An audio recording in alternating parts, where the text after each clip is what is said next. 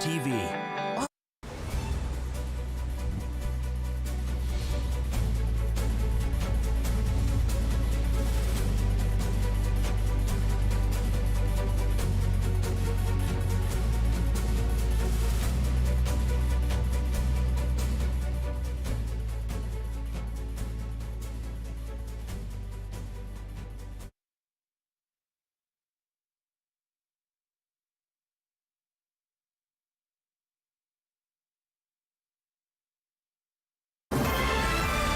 It's Friday, August 26th. Good morning. I'm Andrew Boyle. Right now in Ottawa, 15 degrees, 17 in Smiths Falls. Here's what's making news in Ottawa and the Valley. Round 2 got off to a rather soggy start at the CP Women's Open and didn't last that long before a bit of a rain delay this morning. Better weather is moving in, though, for the rest of the day as well the entire weekend. Now, City News reporter Chris Curries is out this morning following the Brooke Henderson group for round 2 and joins us now live with the latest. Chris. Andrew, let me take you back to about 8:30 this morning on the second hole. Brooke hits her approach shot about 15 feet from the hole. She lines up the putt, hits it, and while the ball is rolling, the horn goes off to halt play. Once the horn's done, the putt rolls in. So a bit of a morning roar from the crowd for that birdie, but also a bit of a groan that the last 16 holes will have to wait. So that was a par and a birdie to get started for Brooke Henderson. She moves back to 3 under par, 6 back at the lead.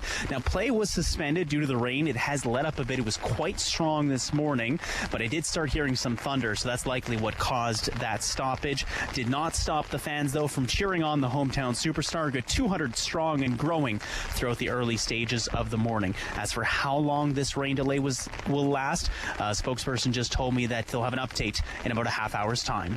Reporting live at the Ottawa Hunting Golf Club, Chris Curries, City News. City News time, 9:01. Well, let's find out what's in store for the weather today. Here's our specialist, Denise Andriacci. Mostly cloudy today with showers and thunderstorms in the forecast, so not the best start to this weekend. Daytime highs near 23.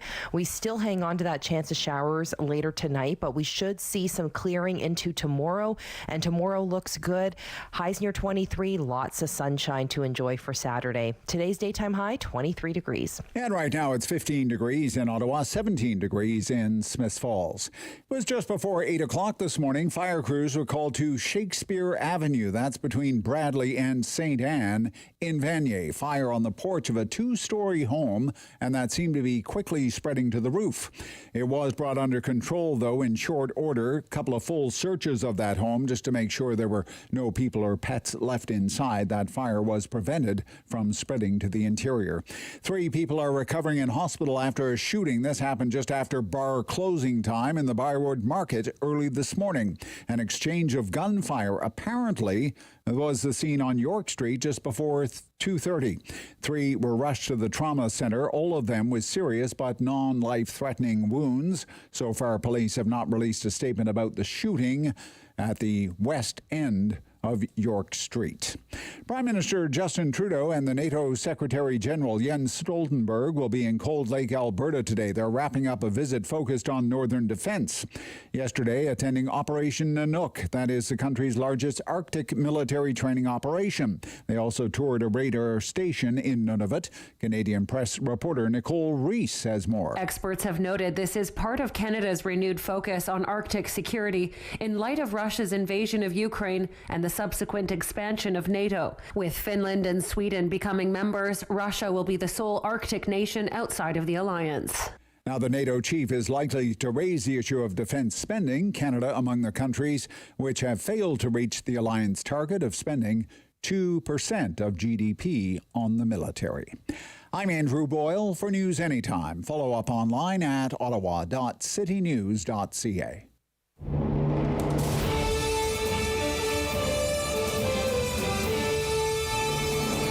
Inform your opinion. It's the Rob Snow Show on Rogers TV and City News. 101.1 FM and 1310 AM. Friday. We made it. And once the rain moves out of here, I think it's going to be a very pleasant late summer weekend. Good morning. Welcome to the Rob Snow Show on City News. Hey, thanks for deciding to spend some of the day with us. Coming up, He's been minding Ottawa's business all week long. Tom Korski is the managing editor of Blacklock's Reporter here in Ottawa. Who reads all those government reports so you don't have to? He does. Who goes to all the obscure committee meetings that you have no interest in attending? That would be him. And who is keeping track of all the government money being spent and the thinking that goes into the decisions to spend what amounts to your money? That would be Tom Korski from Blacklock's Reporter. Some doozy scoops this week. As always, he'll spill the beans in just a few minutes from now. And then we'll be joined by Derick Fage, back with us on City News, the host of Daytime Ottawa on Rogers Television. He was filling in for me while I was on vacation. It's been a while since we've been together on the radio. I'm really looking forward to it. We'll talk about some of the big local stories here in Bytown this week. Bytown, or is it Crazy Town? Crazy Town. Kind of makes you wonder some of the things. I mean, what's going on? Just all kinds of crazy. Like the spectacle that has been unfolding in Lower Town with the United People of Canada and the St. Bridget's Church, the standoff. Sure, by now most of you have seen the videos or the pictures on social media, or you've watched the accounts on the Supper Hour News or read about them in the morning paper. It kind of makes you shake your head, doesn't it? And wonder, like, what the blazes is going on here? What's with this guy? He's wearing a crown that looks like something a 5-year-old boy would wear at a birthday party. With a scepter?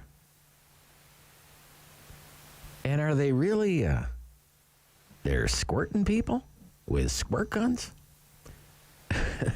Super soakers. Super soaker squirt guns is how they're described in the paper this morning. Super soakers. Super soakers, okay? Like, why is any of this happening? What makes this group so special? Let's say David and I, we grabbed a couple of super soakers. We walk up and down St. Patrick's Street. We just start shooting our super soakers at random people in the Byward Market. How long before the police show up? Slap the cuffs on us. Are regular people allowed to just walk up and down city streets now, firing super soakers at people? What next? Nerf guns!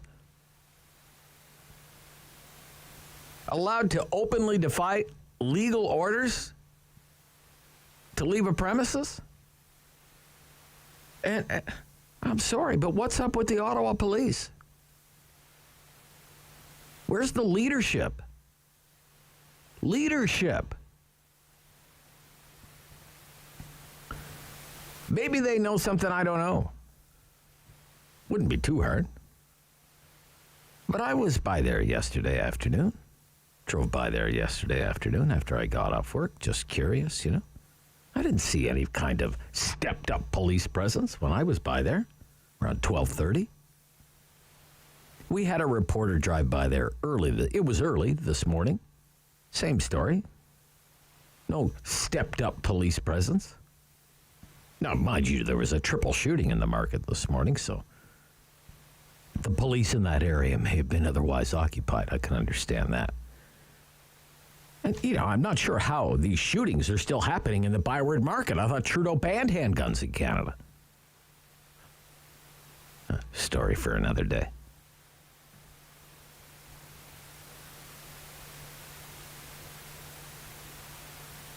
Meantime, we have all of these headlines this morning about the city's planning committee voting to allow a developer to demolish a 6-unit apartment building to make way for a parking lot. And you would think that was the beginning and the end of the story. If you only read the headline. If you only read the headline, you would think that the city was going to allow this greedy pig of a developer to tear down this 6-unit apartment building because parking spaces are more important than people.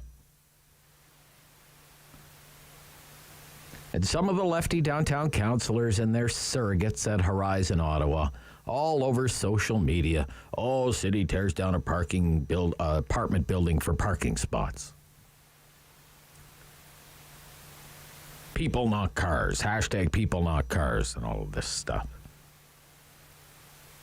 We should all be channeling our inner Paul Harvey, actually read the rest of the story.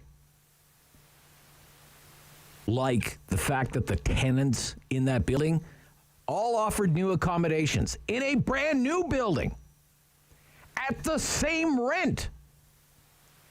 Rent that is well below market rent. Brand new accommodation. All expenses paid to help them relocate up to $15,000. Oh, and by the way, what's going next to the parking lot? A brand new apartment building with 300 units in downtown Ottawa, close to transit and all city services. In other words, not sprawl. But this is so par for the course with the left-wing municipal activists in this city. They decry sprawl. Sprawl is bad. They declare climate emergencies and housing emergencies.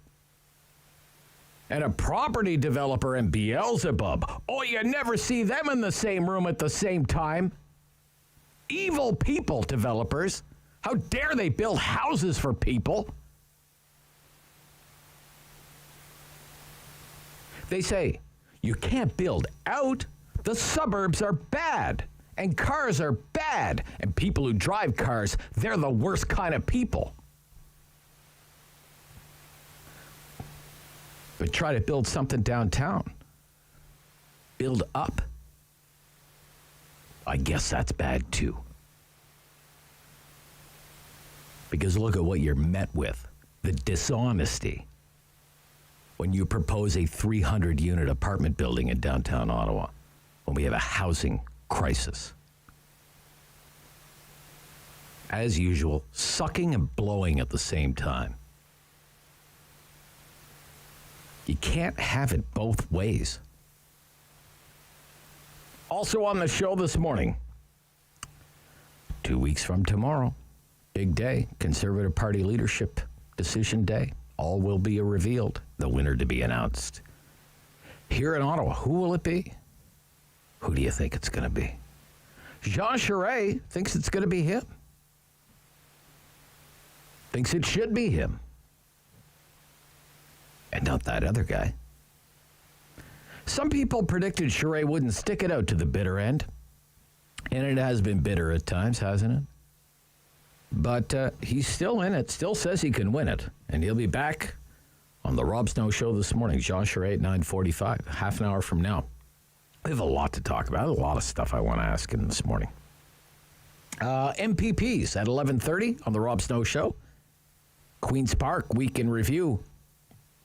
I think most of our time this week will be taken up by a discussion about Bill 7. We talked a lot about that yesterday, this Bill 7. This push on from the Ford government to get elderly patients out of hospital beds when what they really need is a room in a long-term care home. Admirable enough. Not a new issue. And this has been the story of the week coming out of the Ontario legislature because part of the plan could include financial penalties if someone refuses to go to a long-term care home, even if that long-term care home is far away from where they live. The power to charge the patient a fee of $1,800 a day. Raging debate, which is all but over now because the Ford government has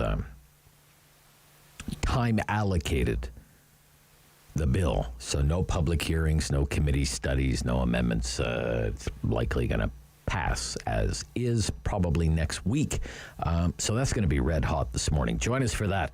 And stuck in the middle of it all, there's you, there's me, there's the Talk Back Hour. Friday free-for-all today. We love the Friday free-for-all around here. We don't come up with the topics. You come up with the topics, okay? And we'll do our best to keep up. 750-1310. Call in line, 750-1310, 613-750-1310. We usually talk about things that have been in the news. That's not the law of the land. Maybe it's something you think should be in the news. Hey, no shortage of news. We have the St. Bridget's standoff. Can we call it that? The St. Bridget's standoff. The municipal election race underway. Maybe you want to comment on that. Conservative Party leadership race. The German Chancellor. We didn't really talk about his visit to Canada this week on a global hunt for natural gas. The German Chancellor left with a vague promise about a non-existent wind farm in Stephenville, Newfoundland, that we're supposed to believe will, in just 2.5 years' time, power a state-of-the-art factory that will create renewable hydrogen energy, replacing natural gas to fuel the German economy, the most important economy in Europe. Right. Okay. Mr. Trudeau may as well give the German Chancellor a fistful of magic beans. Pick a topic and then pick up the phone. We'll chat. We may argue. We may disagree. But let's not be disagreeable. This is the Rob Snow Show on City News.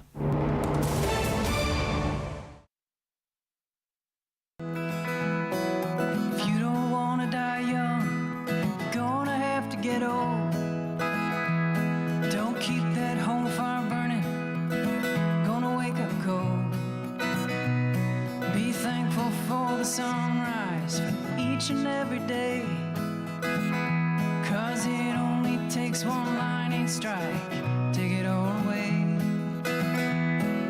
You can't blame the water, you can't blame the drink, you can always blame the devil, he gets blamed for a lot of things. Darling, I can tell you that blaming won't get you far. It's only walking through the fire they learn just who we are. If you talk while your mind is racing, you can't say what's really true. If you love while your heart is racing, it gets hard to follow through. You get caught stealing daylight, you're gonna have to do the time. 'Cause pennies don't fall from heaven, and a nickel ain't worth a dime.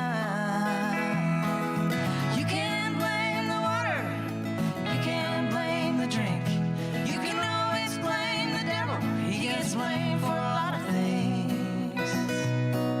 But darling, I can tell you that blaming won't get you far. It's only walking through the fire they learn just who we are. Can be angry as lightning, bitter as the wind, can rattle your sword like a storm coming in. Can be cold as a rock, mean as a snake, hard as a bullet, never own your mistake. Put your money on the same old pony, he ain't paid out yet. Seems he always comes up lame, you always lose your bet. You can't get to paradise trading on magic beans. Reaching for the sky is harder than it seems. You can't blame the water, you can't blame the drink, you can always blame the devil, he gets blamed for a lot of things. Darling, I can tell you that blaming won't get you far. It's only walking through the fire that you learn just who you are.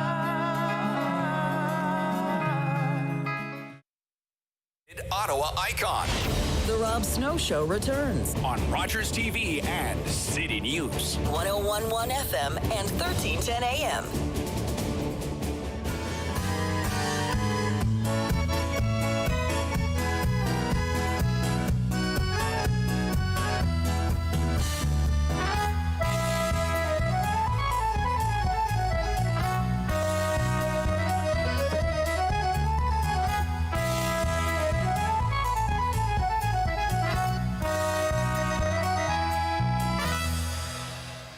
saying Prost this morning to Tom Korski.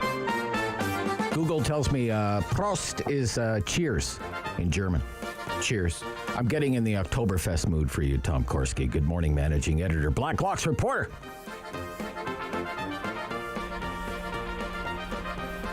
I have Tom on the line. Here he is. Sure have. How are you doing, Rob? Good. Have a good week? Yeah, it was pretty good. Good. People are like, what is he doing over there? There's method to the madness, people. There always is, and there's always lots of madness because Tom Korski covers the way government spends your money. So get a load of this. The Department of Foreign Affairs is going to hire some German consultants to promote Canadian cuisine, the finest of Canadian cuisine, to Germans who may come here for Oktoberfest. Please tell us more, Tom Korski. They do. They want to introduce poutine at Oktoberfest because that's why you go to Oktoberfest is for the fries, Rob. Yeah, fries and gravy and cheese. Yeah, nothing screams German like French fries. Like French fries. Yeah, right. Sure. Okay. God bless them. Yeah. The foreign ministry, as you mentioned, budget not disclosed. They want to reach the German consumer with amazing Canadian food products. We looked at their German language website they're promoting, and indeed there's poutine gravy mix and maple syrup, of course. Oh, you have to have maple syrup, sure. Blueberry jam. Moosehead lager in the can. Have they been to Germany? Have they ever been to an Oktoberfest? Moosehead, yeah, okay. Moosehead canned lager, okay, all right, okay, yeah. It's the taste of Canada with a K. I love the added touch of the K. Yeah, it is. The taste of Canada. Social media blitz. And this social media blitz will take place across all the social media platforms, I assume. Absolutely, and this is why we have. This is why Parliament set up that rainy day reserve cash fund to pay for this sort of thing. Oh no, actually, we don't have that. This is coming out of your tax money, Rob. Yeah. This is from Blacklock's this morning. No budget was detailed. Promoters will be paid to write Facebook messages, YouTube and Instagram posts. Quote, posts must include the development of recipes, videos, and background information on Canadian foods. So you have the fries, and then you take the gravy mix. Yeah. And then you eat it. The gravy. You keep forgetting the curds, man. You can't forget the curds. No, the cheese is essential. Right, yeah. Said the notice, marketing, social media management, and promotion services for the Taste of Canada, this time with a C campaign. Okay. All right. Okay. That's Worst Oktoberfest. Boy, oh boy. We have solved every kind of problem in Canada. We're promoting poutine at Oktoberfest. Worst Oktoberfest. Yeah, okay. Let's, look, everybody's wondering what's going on with the St. Bridget's standoff. Let's rewind the clock, get in the DeLorean, go back to, say, January of this year. Freedom Convoy, we know, is snaking its way through the country on its way to the Capitol. And diplomats in Washington, D.C. are well aware and watching quite closely what's going on. And are there American diplomats, Canadian diplomats communicating with each other? What have you learned? The White House was breathing down their neck. The White House? We see that through access to information. The White House and U.S. authorities were pretty hot on this whole vaccine trucker business. Wanted to know what was going on, wanted to meet with Canadian diplomats at the embassy. We know this through their internal memos. Wanted the rundown on how this whole vaccine mandate thing was going to work out. Why is this important? The implication is we've frankly never seen any plausible justification for use of the Emergencies Act, an initiative that was not without controversy. This is as close as we can come, barring that inquiry that starts on September 19th, the judicial inquiry. Why did they do it, Rob? Why were they feeling so much pressure? With all due respect to people who didn't like the honking, when the White House is calling you up and saying, "Hey, how are these vaccine mandates going?" Now the pieces start to fall into place. We're looking for those original documents at that judicial inquiry. It's going to be something, Rob. Okay. Sticking with pandemic-related news, We know there was a rush on in the early days of the pandemic. We need gloves, we need gowns, we need masks, we need hand sanitizer, and we need lots and lots and lots of flights to China to get all this stuff. We've talked in the past about the problems with contracting, nefarious fly-by-night contractors, and the money that will never be seen again that was spent on some of those contractors. What about cargo, air cargo? What have you learned about that? $120 million budgeted in 90 days. $120 million. That went to Cargojet out of Hamilton, Air Canada, WestJet, anyone who was flying a cargo plane. $120 million budgeted in 90 days. They estimated $800,000 to $900,000 for one flight from Shanghai to Toronto Pearson. You know when they say there's no money in healthcare, Rob, you know when they close the emergency department on the weekend because there's no money in healthcare? Well, I know where $120 million went. And it went in $15 million increments to Air Canada and Cargojet. The spending in the early days of the pandemic was absolutely stupefying. Wow. They were spending like a drunken sailor at Oktoberfest. It was like Oktoberfest. All right, look, goodness knows your outlet has been keeping a keen eye on subsidies to the legacy print media. And we've been doing that as well around here, that a lot of the support for the media industry has gone to the print media, the traditional print media. But the TV broadcasters have done okay as well, I guess. Tell us about that. Subsidies for TV. Not too bad, yeah. Cash grants, pandemic grants, $103 million. That's CTV, Global, CBC. That doesn't include, of course, the CBC's main budget, $1.3 billion parliamentary grant. $103 million. We see that through the CRTC. So pandemic times are tough times. Not too tough, though, because $103 million in 2 years that's pretty good money. That's no strings attached. They could do whatever they want with that money, Rob. Okay. All right. Hey, Tom Korski, enjoy a cold one. And some poutine this weekend. Thank you, Rob. My German friend. Okay, bye-bye. Tom Korski, managing editor, Blacklock's reporter. I'm a subscriber. You should be, too, if you want to know how Ottawa spends your money. Minding Ottawa's business. Derick, Fage on some of the big local stories happening, including the oddity, absurdities at St. Bridget's. Right after the news, Rob Snow Show, City News.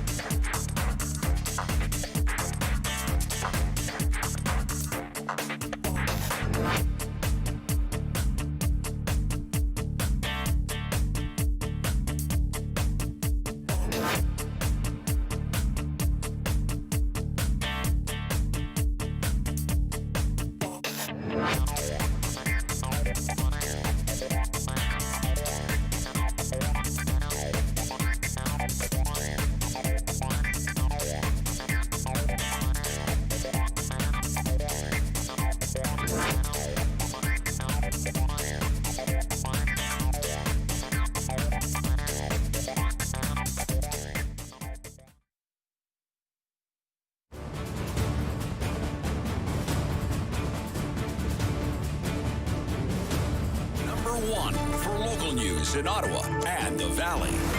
This is City News. Now on 101.1 FM and 1310 AM.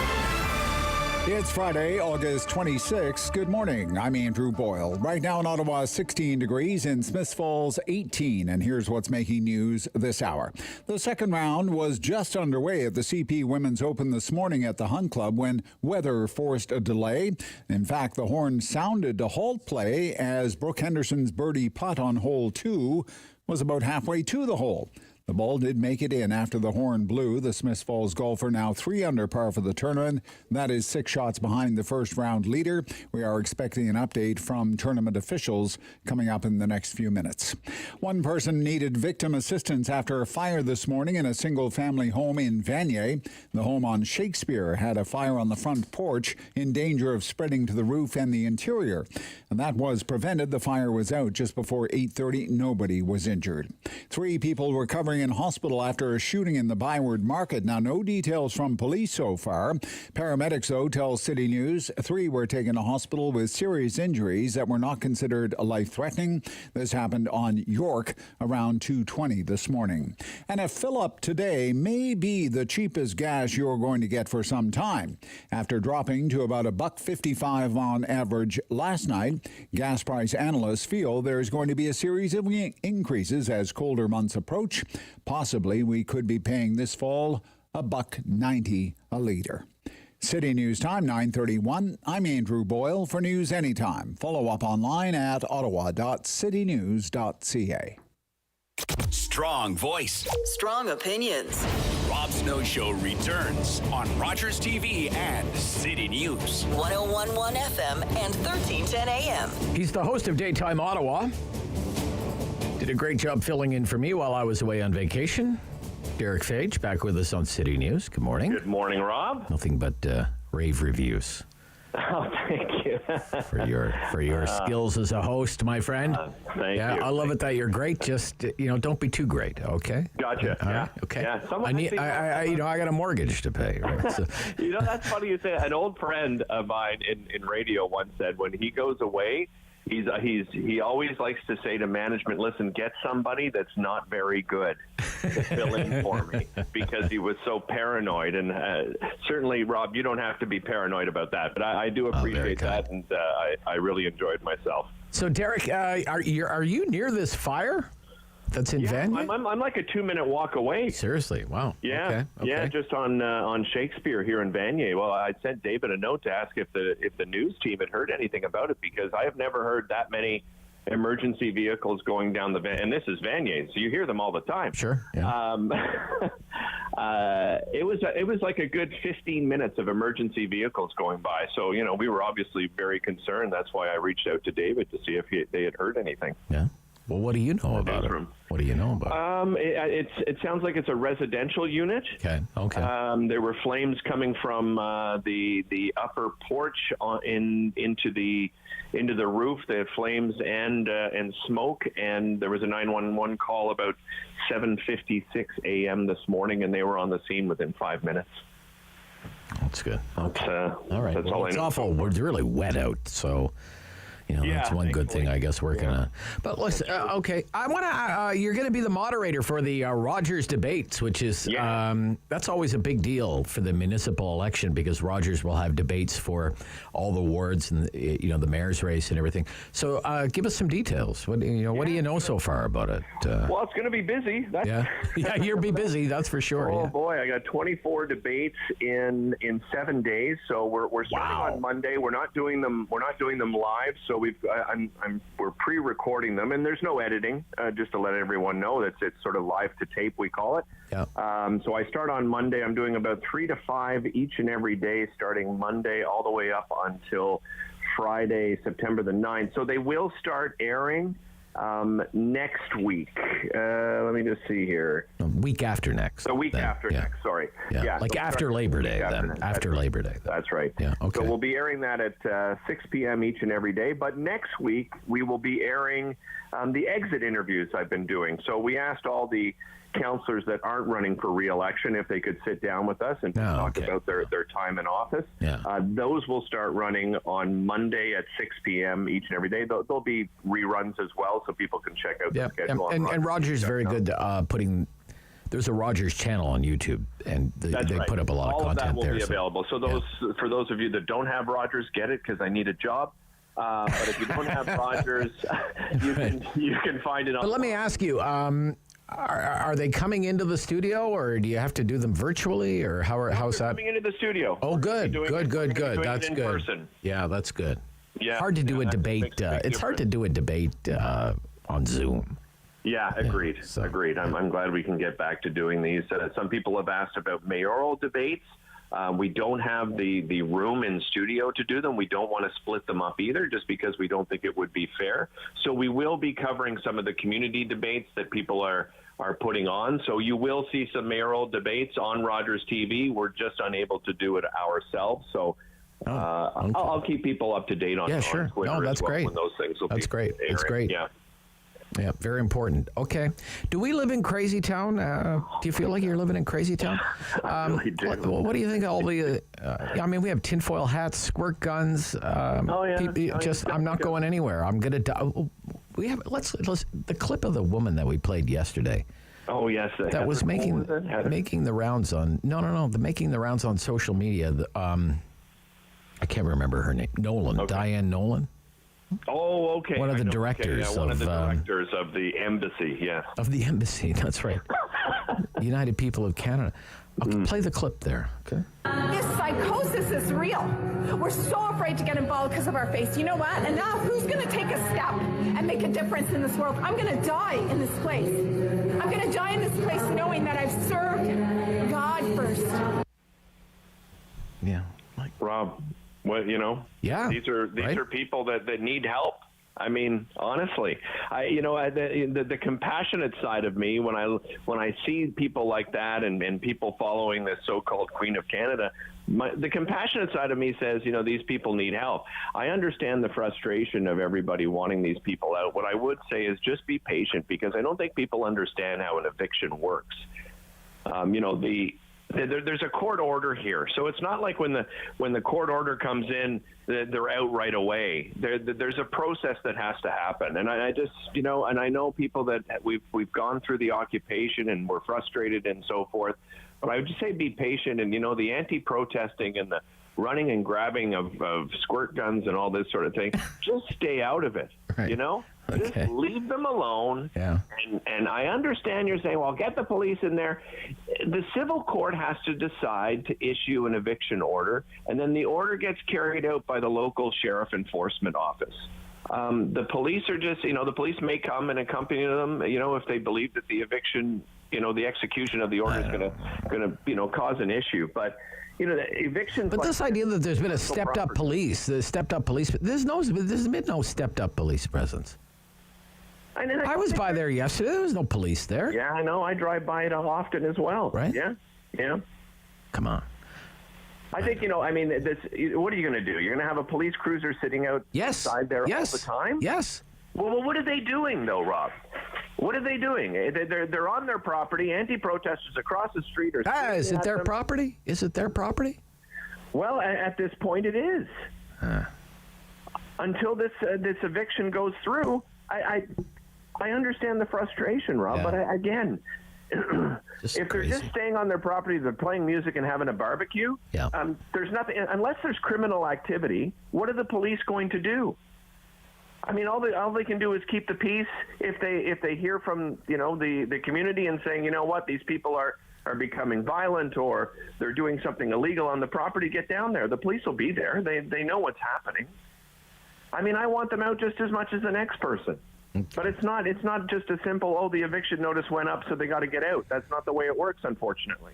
You can ask any landlord in the city how easy it is to kick somebody out. It's not easy. Okay. All right. Thank you for your level-headedness. You've calmed me down a little bit. All right. Let's talk about the municipal election a little bit more.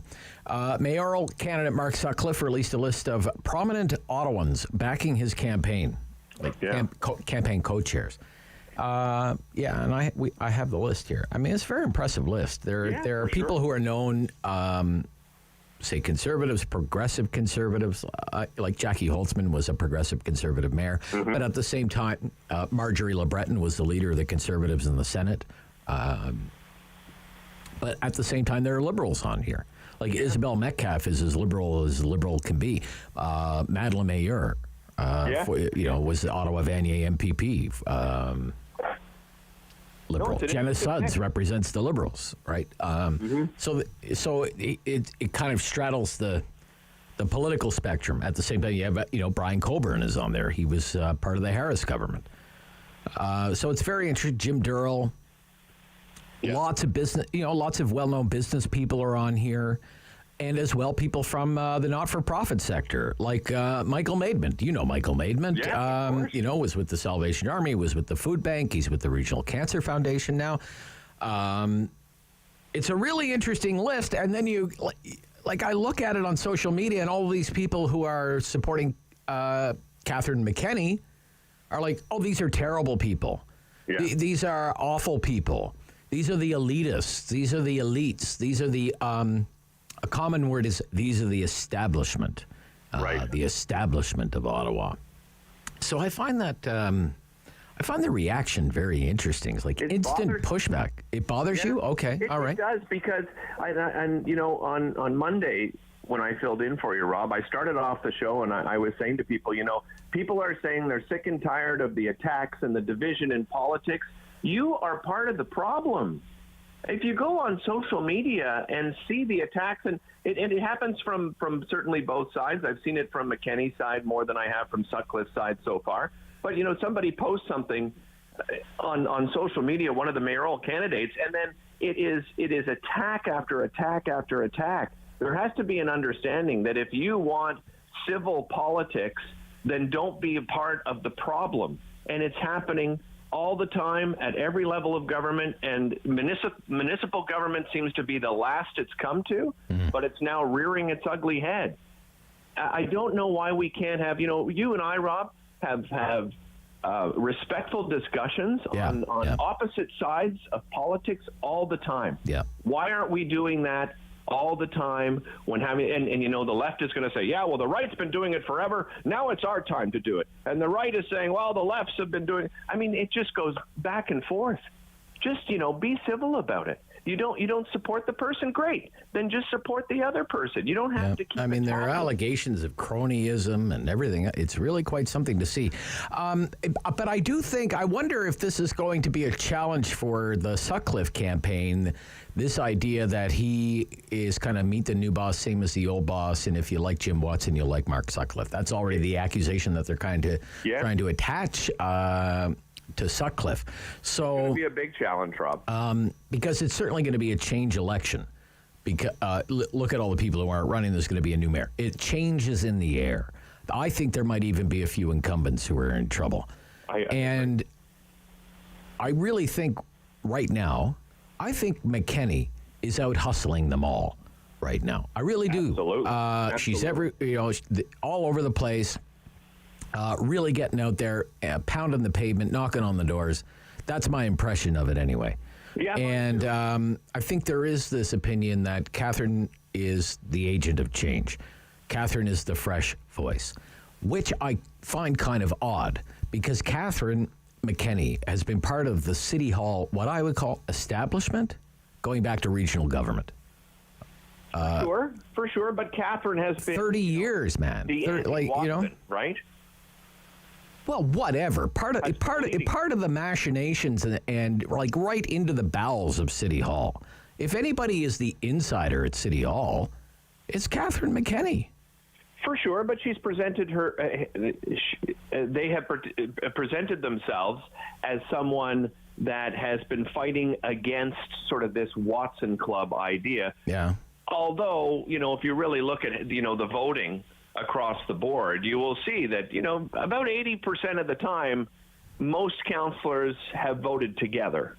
right? I mean, some of the big projects, I mean, those are the big issues that get most of the attention. But most of what happens around city council table, the majority of the time they're voting in unison. I think Catherine has been able to distance herself from Jim Watson and a lot of his supporters around the table, regardless of how you feel about Jim. I mean, that's what a mayor does, right? Mm-hmm. They find the people that believe in their vision, and they get them on board, and they get them. It's the only way you can advance your agenda. You have to have your 13 votes. Exactly. Yeah. But I agree with you. I think McKinney has gotten out there, and I wouldn't use social media as the judge either, right? You and I have talked about this before. Yeah. Don't think that because you get 1,000 likes on one of your tweets that you have this much influence. But Catherine is everywhere. I think she's got a bigger group of volunteers that are on the streets. That's just from seeing it from at a distance so far. And I think Mark's got to get away from using the same language over and over again. Let's help build a safe, reliable, and affordable Ottawa. Well, okay, but you got to tell everybody how you're going to do that. Now, platforms are going to come out slowly. There's no doubt. I mean, we're still in the. We're still once Labor Day is in the rearview mirror and children are back in school, then it's on. Then it's a race to the finish line. That's when it's going to get serious. And in fact, that's the week after next. So it won't be long now. It won't be long now. It's going to start coming. We'll get a better idea. Yeah. Okay. Got to keep it tight because Jean Charest is up next, so that's going to be a lot of fun. Look, have a great weekend. You as well, Rob. And we'll speak soon. All right. Bye-bye. That is Derick Fage, the host of Daytime Ottawa on Rogers Television, and beginning very soon on Rogers, all the municipal debates, and he'll be the moderator. This is the Rob Snow Show. Jean Charest is up next here on City News.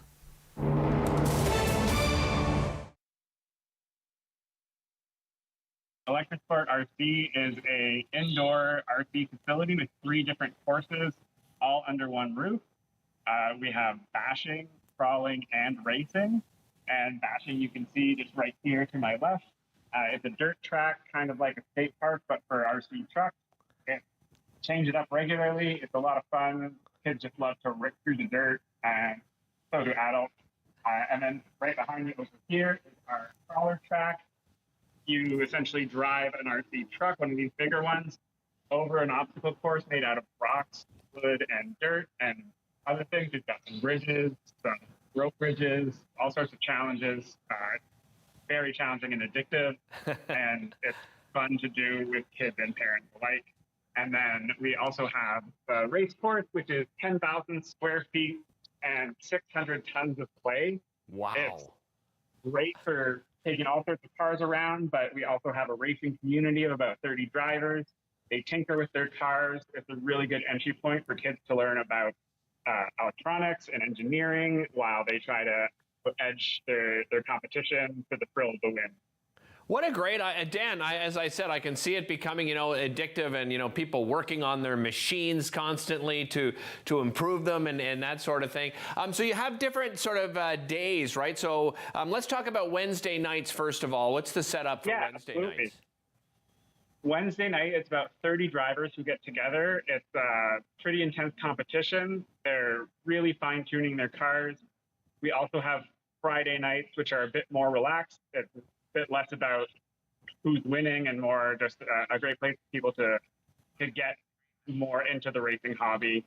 And then Saturdays and Sundays are just kind of a more open family-type atmosphere. All 3 courses are there to play on, and it's just a great atmosphere with welcoming community and people who just want to enjoy playing with toys.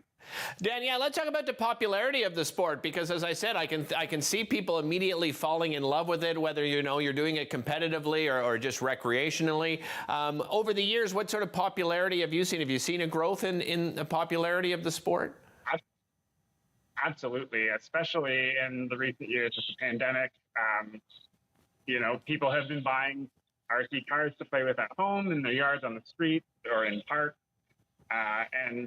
We built this facility because we wanted to have a place that's specifically built for RC cars that families can come to. It's just great for all ages. and you can get into any type of RC driving while you're here. If you just go on our website, you can Google Electrosport RC to find us. You can sign up there for an introductory session. We'll show you around the facility, get you up and going. Rob Snow Show returns on Rogers TV and City News, 101.1 FM and 1310 AM. 2 weeks from tomorrow, the Conservative Party leadership race will be decided. Jean Charest is still in it and still thinks he can win it. And Jean Charest joins me this morning on the Rob Snow Show on City News. Good morning. Good morning, Rob. Where are you? I'm in Toronto right now. I'm on my way to London, Ontario to meet with a group of supporters, and we have a full day in southwestern Ontario and doing a number of meetings with members and we call it ballot party meetings. People come in with their ballots, and we have on site a photocopier because it's a pretty onerous process, Rob. You have to send in your ballot. It's a preferential ballot. Mark your first choice. You don't have to mark the second, third, or fourth, or those listening to us or members. As long as you mark Jean Charest as your first choice, everything's fine. And then you put in a photocopy of a photo ID that you then have to send in. And all of this has to be in party headquarters by the 6th of September at 5 o'clock, not the 10th, the 6th. And which means, with Canada Post, if you want to get it in, don't laugh. Yeah. No, I didn't say the passport office, Canada Post. I know. If you want to get it in, that you have a few days to do that, and we organize these meetings where members come in and we fill out the ballots with them or help them if they need any guidance, and then we bring them in. Okay. Some people, as you know, Mr. Charest, give you no hope of winning this. It's only 2 weeks left. I heard people who were predicting you wouldn't even make it to the end. You were going to drop out. What do you say to those people? Well, that's what the Polyev campaign have been spinning from the outset, to be very direct about it, because they're, it's the oldest trick in the book. It means it's 100 points per riding, not the number of members that determine who wins or not the riding. You could have 7,000 members in a riding, it's 100 points. 700 members in a riding, 100 points. And the percentage of vote you get determines the points you have. And I'll give you an example of where we are. In Quebec, there is 78 ridings. The vote turnout in Quebec is 60% as we speak, which is very high. The closest is Alberta at 40%. And there are more ridings in the province of Quebec alone than there is in Manitoba, Alberta, Saskatchewan combined. And so that gives you an idea of how this race is going to play itself out. It'll be on the point system. And for me, the Brown camp have all come over in almost unanimously to my side. They're very anti-Polyev. And our challenge, Rob, to be quite frank, is to motivate folks to vote. So if you're a member listening now, you have to vote. If you don't vote, you're not going to get the choice that you are supporting. And if you're supporting me, you need to vote and do it as rapidly as possible. Okay. I want to ask you about some issues that have been in the news recently and how you would be handling some of these issues if you were the prime minister, as opposed to the prime minister we have now. For example, a big story this week, the German chancellor came to Canada. It's no secret, Germany's facing an energy crisis because of Russian natural gas, which is being used as a weapon because of the war in Ukraine. Yes. Yet we get vague promises about wind farms and hydrogen and not natural gas, even though Canada has one of the largest natural gas reserves in the world. We're one of the largest natural gas producers and exporters in the world. What should the Canadian government be doing in cases like this, Mr. Charest? Rob, we should be doing everything we can to develop infrastructure that would allow us to export our natural gas to Europe, to Asia, India, Southeast Asia. That's what we should be doing, and that's what this government has failed to do. When have you ever heard Mr. Trudeau rise from his feet and say, this pipeline is something we need to get done? Well, for example, if I could just interrupt you there, he said there's no business case for this. No business case. Well, that's wrong. That is so. I mean, it jumps up. For you, for me, for anyone who has any, common sense, would say there's no business case for us selling natural gas to Germany, who is now held hostage by Russia, and Germans are indirectly financing the Russians to invade Ukraine. I mean, and I'll give you a real-time example. There was a project in Quebec in the Saguenay area called GNL Saguenay in French, liquefied natural gas project. One of the reasons why it was not accepted by the government of Quebec is because there was no offtake agreement. An offtake agreement is a contract that you produce that you have to sell the natural gas. Well, in these circumstances, there is guarantees that the Germans would buy the natural gas, and certainly other European countries would. So Mr. Trudeau's statement is extremely disappointing. I also picked up from his statement, he said, well, the Americans are selling the natural gas and they have the infrastructure. I couldn't believe what I was reading.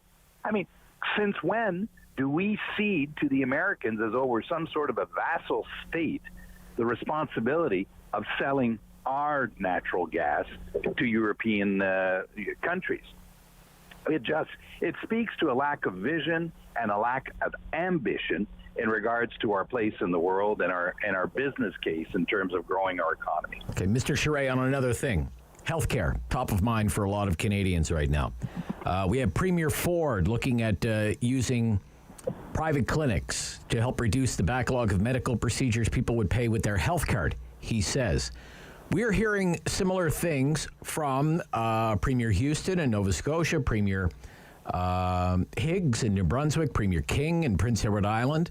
All of them also say, and I'm sure you did when you were a premier, the government should pay more for health care. All the premiers always want more money for health care. Other provinces are already using private clinics, Alberta, Saskatchewan, Quebec. What do you think about private delivery of health care? Private delivery of health care, as long as it remains a public service, Mr. Charest. Well, you've described it the right way. And that's what I did when I was in Quebec. That's what I would do as Prime Minister of Canada. I'd change the Canada Health Act, which establishes the basic conditions by which we transfer federal money to the provinces for health care. I would change it to allow the provinces to innovate, try new formats, including the delivery of private health care with, as you've just pointed out, a single payer. Now, I'll give you an example of what we could do. You could very well have a private clinic that does a contract with the government of Ontario to do hip and knee operations. You have the specialists who do that. They open their clinic, and they sign a contract to do 1,000 operations a year. They do the diagnostic, they do the operation, the post-op, and also the period of physiotherapy that would follow. You draw those patients out of the hospital system, which gives more space for heavier cases in hospitals. You have a system that's more effective, more cost-effective, and reduces wait times. And you still, as a citizen, don't pay a penny more of what you're already paying with your income taxes to get operated on. That's the kind of common sense thing that Doug Ford is talking about. Now, why not look at it, and why is the federal government not supporting that as opposed to doing exactly the contrary and sitting on their hands? Okay. I just want one more thing. Just one more thing. We're going to be late for our newscast at 10 o'clock, but I can't have you on the line and not ask you about the upcoming election campaign in Quebec. It starts on Sunday. Yeah. All the polls suggest is Mr. Legault's CAQ party is going to win in a landslide. The party you once led, the Liberal Party, could suffer a historic defeat.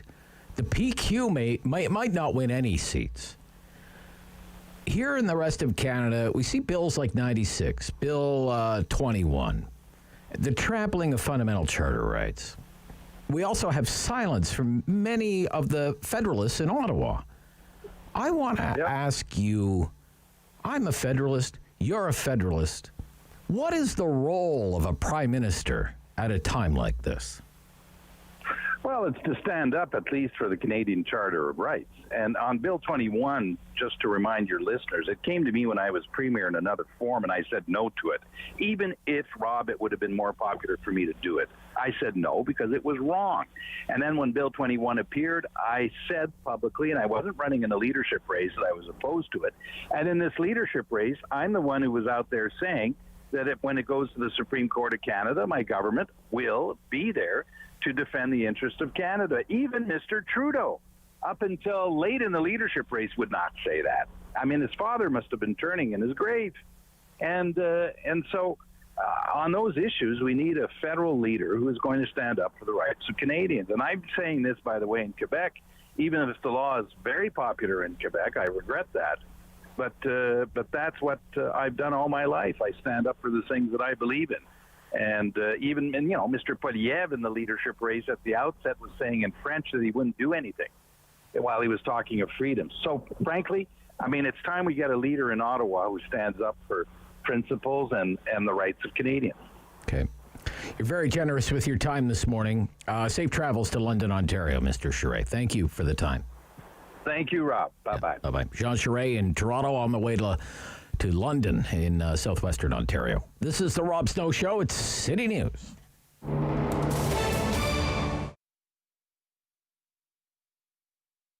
Being a crossing guard works great as part of my schedule as a high school student because I still have time to do my tests and assignments while earning a little bit of cash on the side. Working as a crossing guard fits into my current lifestyle because it gives me a lot of time during the day to pursue hobbies that I'm very interested in. A friend of mine introduced me to this job. I didn't know it was actually a paid job. I always start my day. It's a very little, I guess, few months baby, and she always comes with her dad on a pram, and the smile she has, like, oh my God. Well, I think the OSC is a very good employer. They show quite clearly that they care about you. They're very polite. They really make you feel like you're part of a family. It's fun. I really enjoy it. Gets us out of the house, too. Yeah.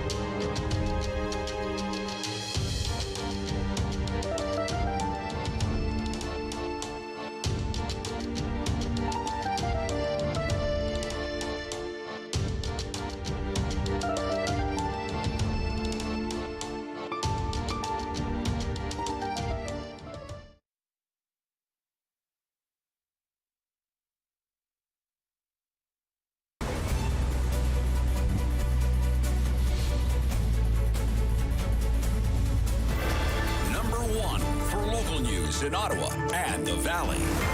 This is City News, now on 101.1 FM and 1310 AM. It's Friday, August 26th. Good morning. I'm Andrew Boyle. Right now in Ottawa, 16 degrees, 18 in Smiths Falls. Here's what's making news in Ottawa and the Valley. Couple of thunder rumbles this morning and some heavy rain just after play had begun in the CP Women's Open this morning. It's round 2 today. Brooke Henderson was just a couple of holes into her round when play was delayed. We get the latest on the rain delay and how Brooke is doing so far today. Here's City News reporter Chris Curries. Chris.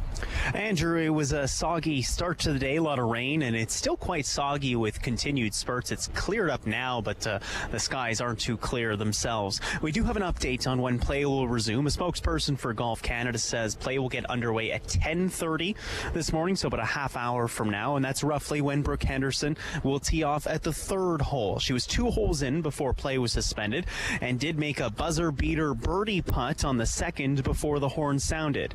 So good news for fans who came out today in the rain and who'll get to see her play. Definitely hoping for a bit nicer weather, though, as the day moves on. We are potentially expecting some more inclement weather later this afternoon. At least 200 strong, though, in the Brook Brigade. Some ponchos, rain jackets, umbrellas. So a nice Friday morning cheer squad for the hometown superstar from Smiths Falls, who's now 6 shots off the lead. Reporting live at the Ottawa Hunt and Golf Club, Chris Curry's City News. City News time, 10:04. Now your forecast. Here's a weather specialist, Denise Andriachi. Mostly cloudy today with showers and thunderstorms in the forecast, so not the best start to this weekend. Daytime highs near 23. We still hang on to that chance of showers later tonight, but we should see some clearing into tomorrow, and tomorrow looks good. Highs near 23, lots of sunshine to enjoy for Saturday. Today's daytime high, 23 degrees. And right now in Ottawa, 16 degrees. In Smiths Falls, it's 18.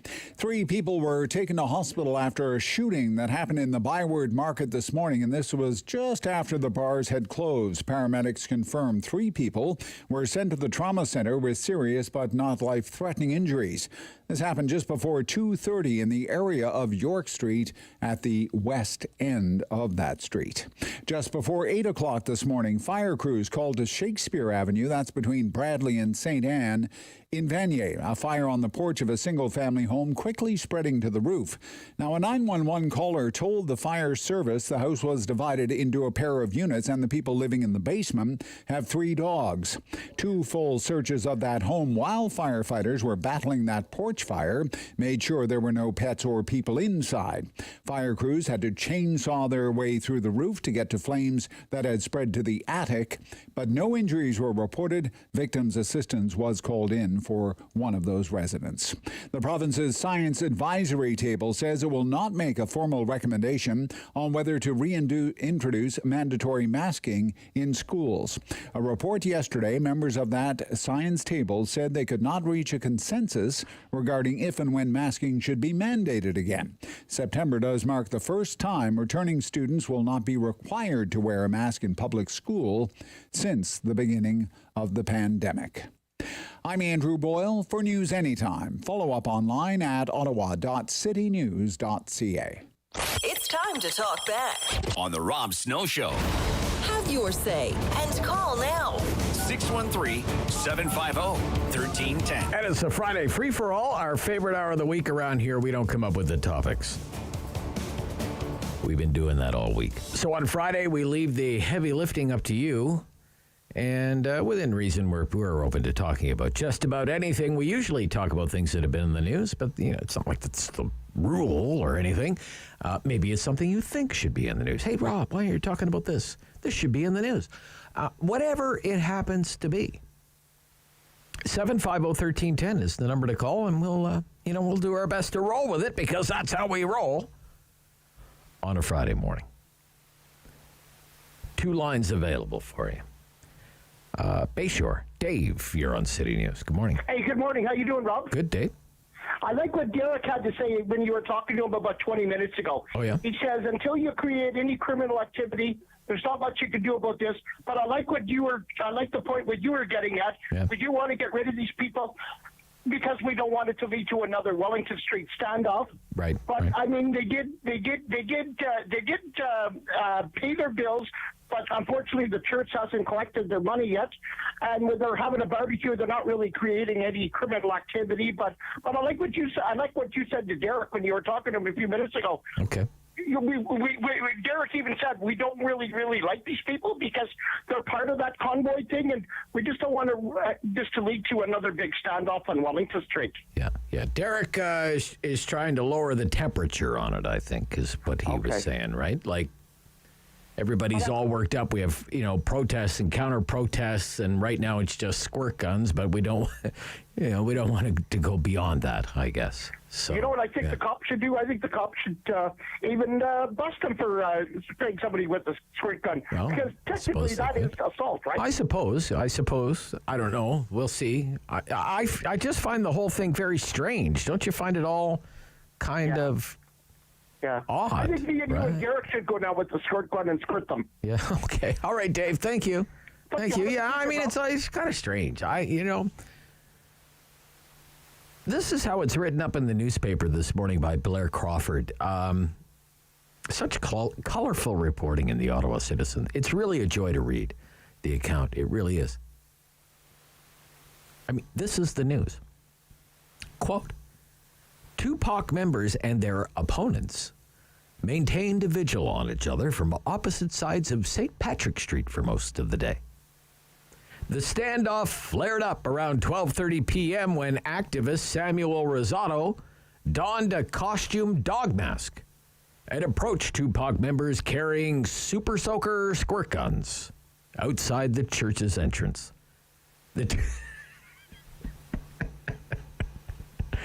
The Tupac supporters let loose with sprays of water, and in the ensuing scuffle, Rosado grabbed a Super Soaker and returned fire. He was then chased around the church until he was grabbed by Tupac director William Comer, who tore off the dog mask and put Rosado in a headlock on the sidewalk across from the church. He was yelling, "Citizens arrest! Citizens arrest," Rosado said. "Stolen property! Stolen property!" Rosado wasn't seriously injured, gave a statement to police when they arrived. "I came down here to see what was going on," he said. "They said I was antagonizing them, but I'm not the only one who was standing there with water guns. To have random people spraying you, I don't know what's in those guns. It seems like they're allowed to get away with anything." I mean, it's tinfoil crowns and tinfoil scepters. It's all kind of fitting, I guess. Super Soaker squirt guns. Bizarre. It's bizarre. And yet, I guess, serious at the same time. Serious, right? Kevin on the Quebec side. Kevin, good morning. Good morning. Hi. Yeah, it sounds like an eloquent seeds of a nice screenplay on the squirt gun war. I'd like to see them hug and make up and walk down the block and all protest together at the Chinese embassy. But that's not why I called. First, I'd like to give kudos to Mr. Charest. At least he has the guts to call out the Bill 21 in Quebec. I didn't expect that. As you know, that's unpopular, and you have to give him credit for that. Sure. And then on the other 2 points was as far as say, yeah, sure, let's unload, some hip replacements and siphon out the patients. Too few people want to say, well, we also would be siphoning off the doctors. It's the staff, right? These. Well, I know in Saskatchewan, the agreement that was reached in Saskatchewan with the government there under Brad Wall at the time was, let's say you and me, we're surgeons, and we experts in hip and knee replacements. Dr. Kevin and Dr. Rob, and we're going to have Kevin and Rob's surgery clinic. Yep. If we are going to do 1,000 knee surgeries in say the private system, then we have to do 1,000 in the public system as well. That's the agreement that they have. They went from having the longest wait times in the country to having the shortest wait times in the country. But then did it turn into other surgeries? Getting back. I don't. I'm following this. I'm trying to get an expert on for next week. Yeah, I mean, it could. It seems the template is already there. Sure. Right? Sure. So if in fact it was more efficiently and overall relieve the burden, then you can't argue with it. But you got to, be concerned of where do they get the steps. Like if I need a new knee, I don't care if the doctor is running a private clinic or not. I just want to be able to pay with my OHIP card and get my new knee as fast as possible. Same here. Right? Same here. So, as long as I'm paying with my health card. Yeah, I'm not automatically opposed to it, but as I said, I think too often people leave out. Like we're paying a lot of money for health care. We view health care as free, but it's not free. It's so far from free. We just don't view it as a monthly insurance premium. Fraser Institute says it's the average. If you viewed it as a monthly insurance premium, it'd be more than $1,300 a month. Right. and people pay. It varies from province to province, somewhere between $300 and $900 a year, I think, is what it is. So it's not even 100%. There is these little things on your taxes, and then in Ontario, we have two taxes. There's an employee health tax. I pay if you work in Ontario, you pay an employee health tax. And your employer pays a health tax. For every employee that they have on their payroll, they have to pay a health tax. Right. Right? Quebec had that and got rid of it. Mm-hmm. So, yeah. All right, Kevin. You want to talk about handguns? I was going to say the LNG would take years anyway, and Legault will block it probably. Yeah, but you opened up the show with saying I thought Trudeau banned handguns in reference to the Market overnight shooting. Yeah. And that's not true. It's phasing out new purchases. So all the existing ones. Sure. And I'm sure whatever weapons were used there, they were by licensed firearms owners who went through the background check as well. Kevin, come on, let's get serious. What is this handgun bill going to do about the crime that happened overnight in the Byward Market? Well, we don't know 100%. Nothing. Come on. We know enough. We know enough that it's not going to do anything. It will lower. Yes, it will. Less guns, less shootings, whether they're legal or illegal. Come on. In Montreal right now, the biggest story in Montreal right now is what? Gun crime. They have a gun registry. They never got rid of the gun registry. They have the very strict gun control in the province of Quebec. And they're still having gun problems in Montreal. That bill also can phase out. The bad guys don't follow gun laws, Kevin. That's true, but it's not only bad guys and illegal guns that cause death. Not only. Most, yes. And that needs to be addressed, and they're addressing that in the bill, somewhat. All right. We disagree. We got to go. Thank you, Kevin. Bye-bye. Bye. All right. Be right back. Friday Free for All, Rob Snow Show, City News.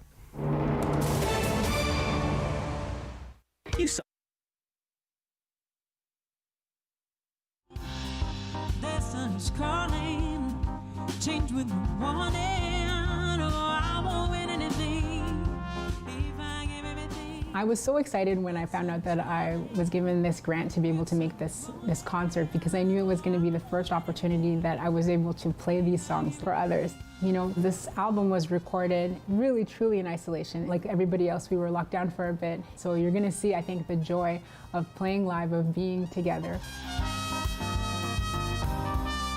For me, as someone who owns a business in Ottawa that's directly working with music, I own a recording studio, it is important because it gives a sense of confidence in terms of having support from a lot of different places.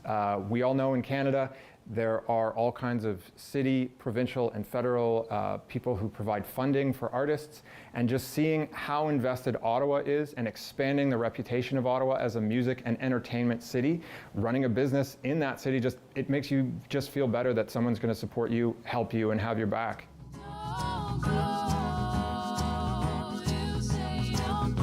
Well, firstly, I'm seeing friends that I haven't seen in 2 years, so that is kind of stabbing me in the heart a little bit, but I'm also just so happy to be able to make art with all of these friends again.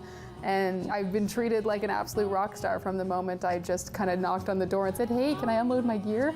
Everybody's so helpful, and you're just used to kind of dragging all your stuff around, and it's such a hard business to be in. So this is a dream come true for any local artist who gets to participate in a series like this.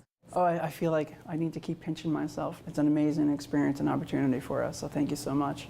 It's been a long couple months. Our last show was in December. This is the first time we've actually been in the same room together since. So it's really an amazing opportunity for us, and the beautiful theater, and to have Rogers here, and thank you, Oh Mike, and so it's a dream come true.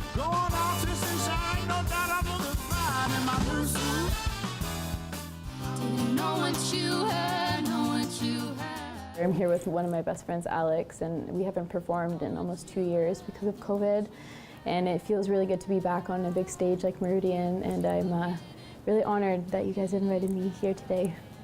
Having an organization that lets the artists do their thing with such a range of styles and influence, and to kind of have that ability to meet the public and to meet the people who would listen to them, can't be overstated. So super excited about it. I know a lot of musicians in town and a lot of music lovers in town who are really excited about it too. So I mean, it's an event in which there's talk, there's a lot of buzz around it, and I wouldn't be surprised if it goes on for a long time and does a lot of great things for local musicians and connecting them with the listeners that love them.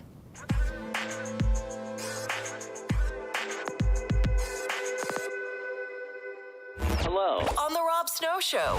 The phone lines are open at 613-750-1310. Now, the Rob Snow Show continues. With the Friday free-for-all at 750-1310. Sandy Hill. Daniel. Hello, Rob. Hi, Daniel. What's up? I just wanted to follow up with you. You had discussed a topic a couple of weeks ago about safe injection sites in and around Sandy Hill. And we know that these are largely publicly funded, primarily through provincial funds, but also some municipal funds. So we know that these places exist. They want to provide a safe site for addicts to inject drugs so they don't overdose.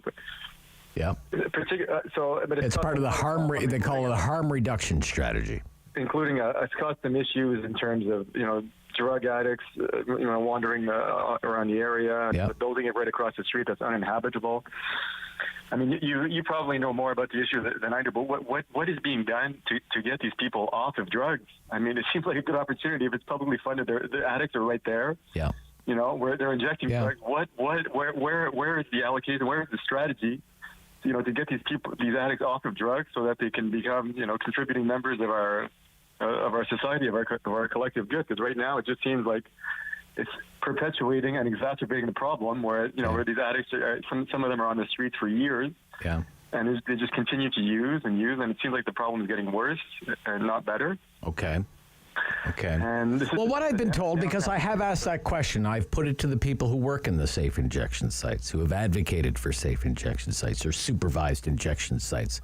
And what they say is it acts as a hub, if you will, or an entry point, a gateway into a treatment program. But one of the challenges right now is there's a terrible shortage of treatment programs. Mm-hmm. Right. If you need if you need to go to detox, or you want, say a 30-day or 60-day or 90-day residential treatment program. Spots like that, especially publicly funded spots, in very short supply in Ottawa. Now, some people might say, well, maybe our resources are being misdirected because, we went from having none of those sites and a raging debate about whether we should even have one, and now we have 4. Yes. Right. Well, what if we had 4 residential treatment programs? Yeah. You bring up a good point, but they need to work in tandem. I mean, they need to work in tandem. Yeah. Without having at least sufficient capacity to put as many people who are willing to go into rehab. Yeah. The system is not working, and this is not just a downtown issue, because this is the core of our city, the downtown of our city. Yeah. So even if you live out in the suburbs, chances. Okay, so you're in Sandy Hill. You're in Sandy Hill. There's one. The Sandy Hill Community Health Center has one, right? Yes. Yeah. And that whole area is just. So when you say that whole area, what area are you talking about? I'm talking about like the kind of the perimeter around that facility. Okay. It's pretty much uninhabitable. I think the only people who actually live there are students, because they're, they know they might just be there for a semester or two, and they're probably getting a great deal for rent. But it's just not working. Do you feel it's dangerous? Yeah. You think it's dangerous? Yes. Yeah. Yes, I believe so. And I've seen people. I'm not sure what their hours are, but I've seen people smoking crack and injecting outside, in a bus shelter on Laurier Avenue and in alleys, kind of between buildings. Like there's lots of little nooks and crannies around there where people are using and dealing, and it's just. Most people don't know about it because they don't live there, but it really is. You think it's? How long have you lived in Sandy Hill? Well, I've lived in the area for many years. Would you say it's getting worse? Yes. You would. Yeah. Okay. Yeah. All right. And there are more, and people. Just one last point I want to bring is that you see more people also that are asking for change. You see them at pretty much every intersection. Well, what I worry about, because I have a property on the Quebec side, what I worry about is,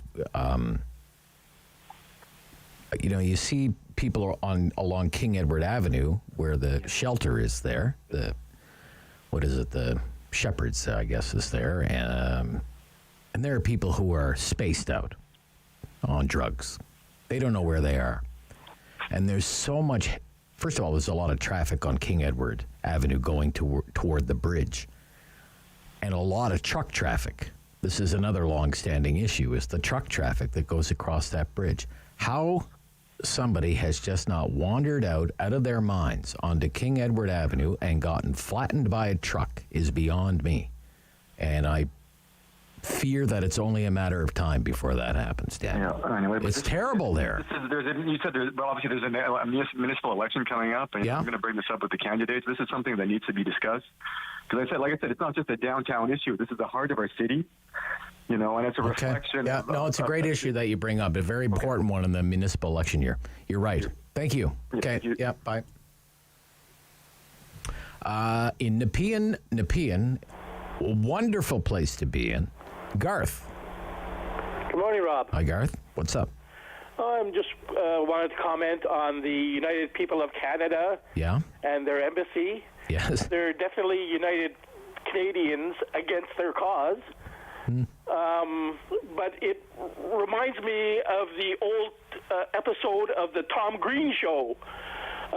Squirting water guns and people with dog masks and,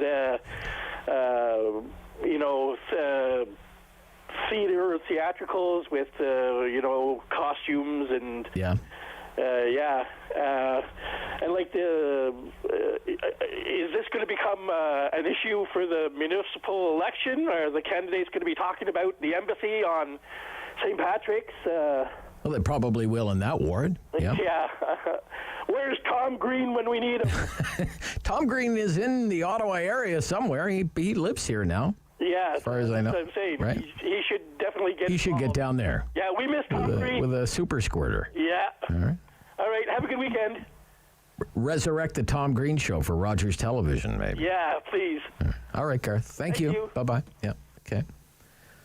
We have time for one more before the news. In Almont, Judy. Hi, Rob. Hi, Judy. Yesterday when you were talking to Bruce McIntyre about Bill C-7, he said something that just hit me on the side of the head. He said something like, can you imagine having a family member taken away from you and moved 300 kilometers away? Well, we were talking about the powwow in Pikwaganagon. Yeah. Yes. And the legacy of the disaster of residential schools. Exactly. Yeah. And that's exactly what it reminded me of. I thought, it reminded me of Indigenous children in residential schools and the 60s scoop. And I thought, well, there's been so much talk about it lately and good education, but haven't we learned anything from that yet? And now are we going to be doing the same thing to some elderly folks? Right. I don't know if the two are comparable, but I guess it reminded me of anyway. Okay. Yeah. Okay. And I'm not against Bill C-7 necessarily because something different needs. Well, you see what they're trying. I see what they're trying to do. Yes. I just, and it's an admirable goal. Yeah. To get people who shouldn't be in the hospital the appropriate level of care that they should be getting. Yep. Both my if they, went through that. Right. Yep. Both of my parents went through that, and we got through it. But it was hard as they moved. My father, in particular, was moved quite far away. But I also know, like I lived in Labrador for many years, and 300 kilometers that far north is not a big deal because generally you feel like it's air kilometers and not walkable or by car. Because in the city you think about 300 kilometers, it's far by car, but it isn't far by plane. So there needs to be the debate. I guess that's my whole point. It needs to be debated. Well, they're not going to have a debate. No. They've shut down the debate. But they need to. Okay. All right, Judy, thank you. Okay, bye. News is next. Halftime Talkback Hour Friday free-for-all. This is City News.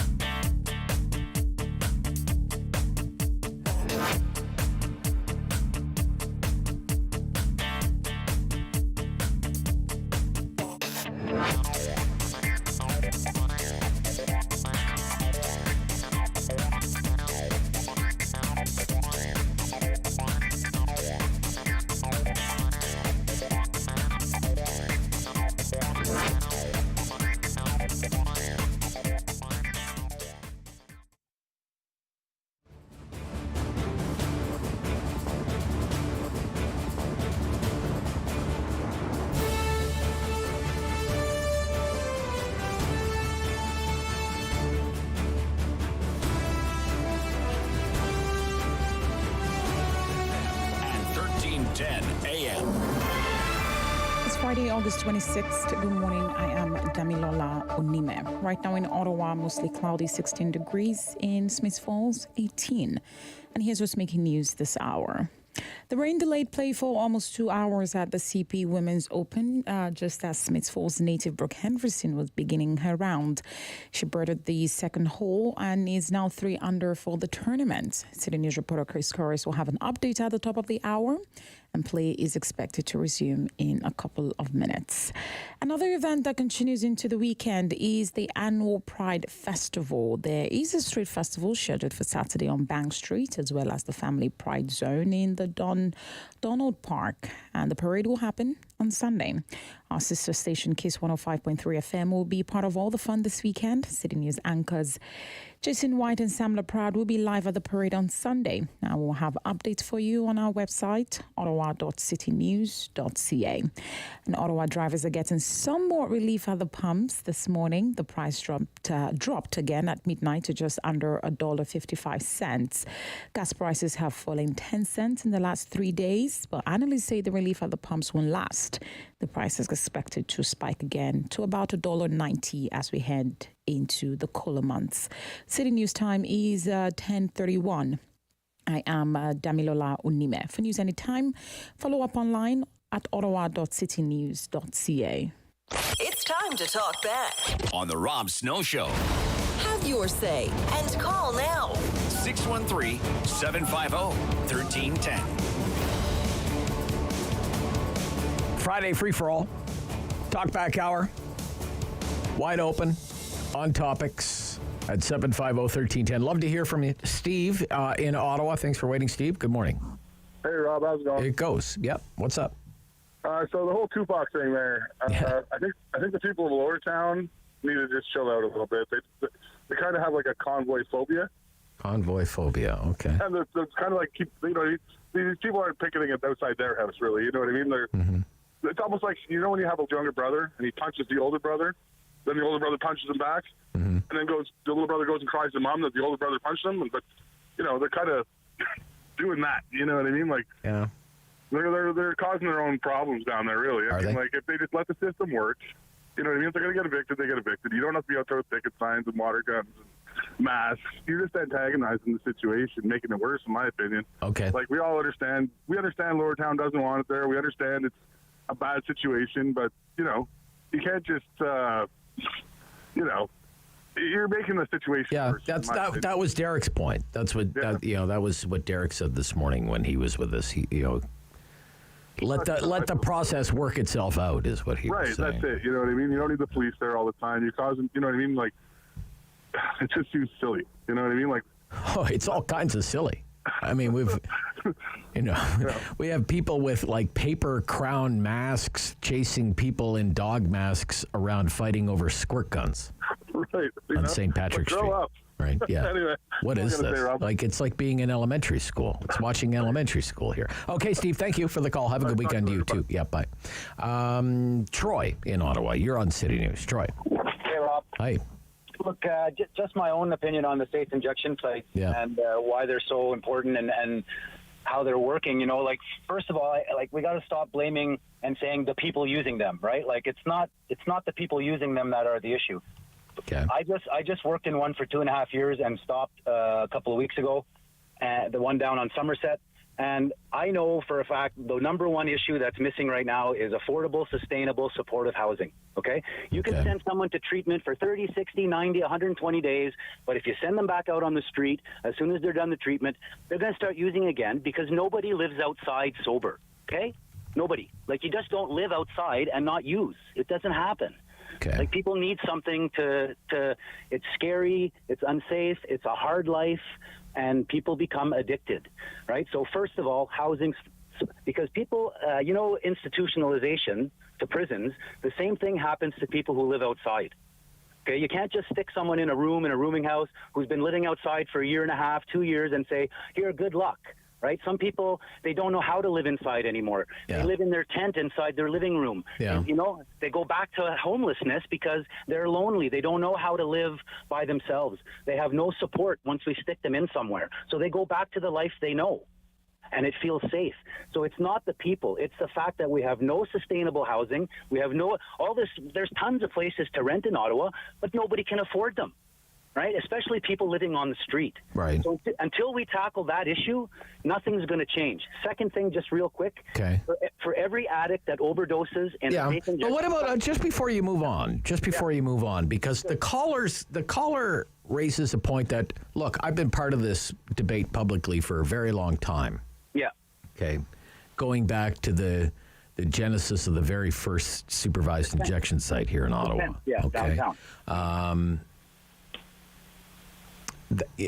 And it is this the appropriate dedication of resources, or are we making things too permissive? Okay, Well, when it comes to drug use, let me finish. Sure. And instead of say a supervised consumption site, we've gone from having one mobile one or temporary one to having 4 permanent ones now, and they're all busy. Yep. What if we instead put those resources into things like residential treatment programs? That's what the caller wants to know. Why can't we? Where are the rehab programs? Where are the abstinence programs? That's the next issue that I was going to bring up. Okay. Here's the thing, okay? Yeah. I tried to start an addiction counseling program there, but people who are going to safe injection sites are not on the frame of mind of stopping. They're going there to use safely, okay? So for every person that goes there and uses and say overdoses, that's one police car, one fire, one ambulance that does not get dispatched, and one hospital visit that doesn't happen, okay? So just imagine 7,000 overdoses in 6 months last year in the 4 places. That's 7,000 hospital visits that didn't happen, 7,000 cops that weren't dispatched, and 7,000 lives that were saved.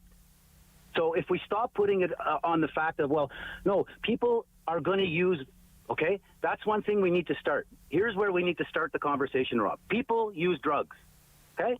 People use drugs, just like people use alcohol. Bars are supervised consumption sites. We just don't call them that, but people go there, they drink alcohol, they're supervised. If they have too much, if they pass it out, right, we help them out, just like a supervised one for drug users. But we stigmatize people. Alcohol, okay, not so bad, but people who use injection drugs, well, they're terrible.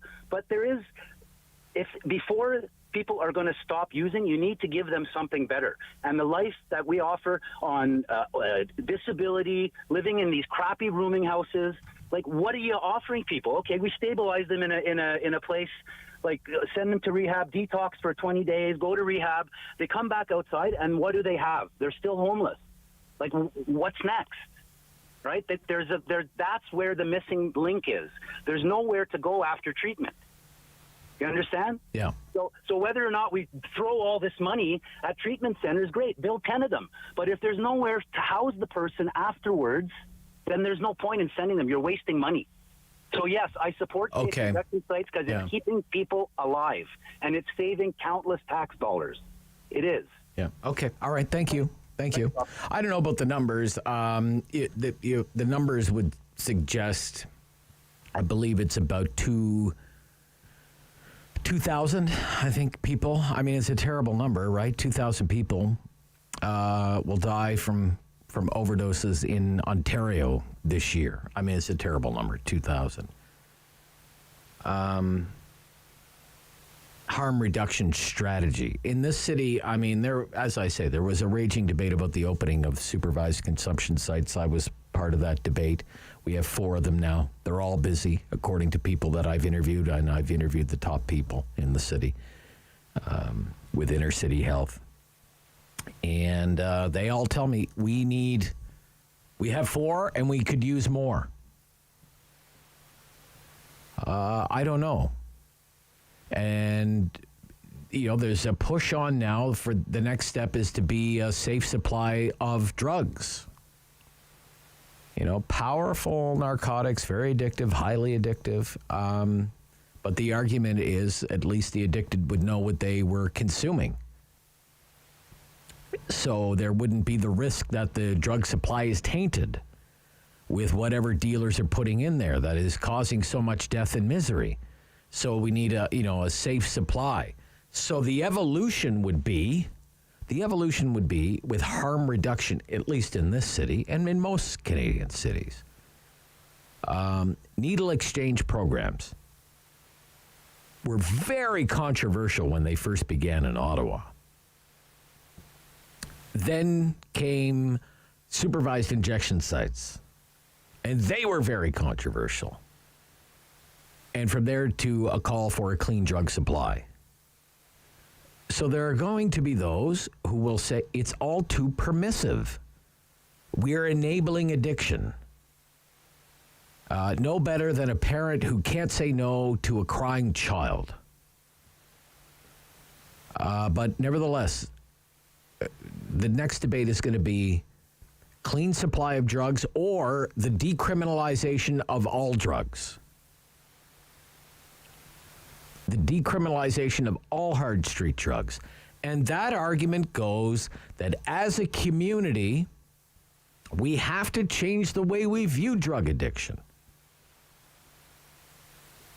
That we shouldn't be treating drug addiction as a criminal matter. That drug addicts should not be viewed as bad people trying to be good, but rather sick people who need to get well. And drug addiction does not belong in the criminal justice system. It belongs in the public health system. That solutions rest with public health experts and not with police and lawyers and judges and jail cells. And in order to achieve that, you have to decriminalize the possession of small amounts of hard street drugs. I'm not saying I support or oppose any of these positions. My position has certainly evolved over the years as I have learned more and more about the origins of the opioid crisis. And I actually just finished watching a great series about this now called Dope Sick, which is fabulous. Who's the actor that's in that? Should pop right up in my head. He's fabulous in Dope Sick. And it's all about the opioid crisis and Purdue Pharma and OxyContin. Incredible. Michael Keaton, right? Yeah. He's excellent in it. But I still question from time to time the wisdom of some of our actions and whether we really are on the right track. Because every day people are dying, and you see the misery on the streets, and people are dying in greater numbers than ever before because of the opioid crisis. So the calls are for more supervised consumption sites, a clean drug supply, and decriminalization for the possession of hardcore street drugs. I think our previous caller, the caller before the last caller, would say, where does residential treatment fit into that? In Petawawa, James is calling from Petawawa. Good morning. Hi. Good morning. Hi. I had to call in. I find this whole thing, I've been in Ottawa. My cottage is up here, so I live in Ottawa too. And I go downtown the odd time and drive by the injection safe place, and it's unreal. Like, it hasn't helped the city. It's worse now. I mean, where are we going to stop this? Are we just going to? Do you think it's helping people, letting them shoot up? That's getting them help? No, it's not helping them at all. Now they're not dying at the injection site, I guess, that we hear of. Yeah, probably are. We don't hear it. And then maybe they'll go do it the next day and die in some hallway. The paramedics go to drug overdoses every 20 minutes probably in Ottawa. And you're wondering where our paramedics are? They're busy with... Well, they're certainly they are busy dealing with the opioid crisis, right? They sure are, and so are the fire departments. They go to those calls. What's the solution, though? So what's the solution? You know what I say the solution is? Yeah. Not giving a way to get high. Give a way not to get high. Give some treatment. Maybe some jail. Maybe go to jail. What would jail solve? What would jail solve? Not pass go. I mean, So tough love. You're like, here we want to get tough. You want to get really tough. Right? I think we need to, because I'll tell you, 20 years ago. What kind of? There's no like. So let's say you send somebody who's addicted to opioids. You send them to the Innis Road jail. Mm-hmm. There's no programs for them in the Innis Road jail. Then take the money that we're doing with the injections and get some programs for them. Okay. Yeah. Okay. Because if you're Why can't we do both? Could we do both? Why does it have to be one or the other? Because right now, the way it's going with this left side is it's going to, you're sweeping it under the carpet. All you're doing is going, oh, no, they're fine now. They're high. Don't worry. No, they're not fine. It's not helping. It's making it worse. And then in 15 years, it's going to be catastrophic because right now, it's pretty bad now. Go up to beautiful Vancouver. Look how great I've been to the downtown east side of Vancouver. Isn't it wonderful? I was one of the probably the first radio reporter anyway from this area to actually go to Vancouver and go see it for myself. I wanted to look at what Inside was like. Right. It's worse than ever. It's horrible down there. Yeah. Horrible. So people say it's helping. It's not helping. Come on, man. Okay. All right, James. Very tough. Thank you. You're being very tough. Okay, thank you. All right. If you want to comment on that, it's the Friday free-for-all, so we're wide open on topics, whatever you want. I could talk endlessly about that because it's been a hot debate in Ottawa for about 20 years now. 10:47, Friday free-for-all talkback hour. Rob Snow Show. This is City News.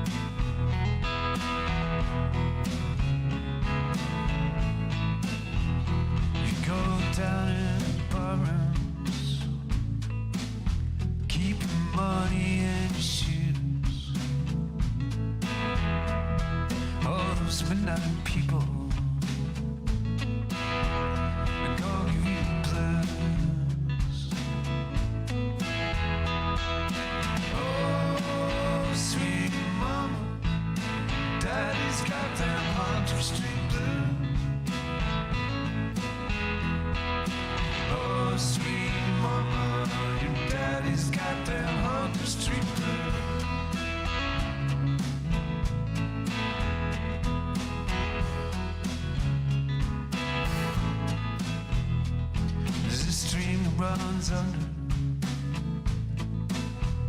the Carl Jackson Creek.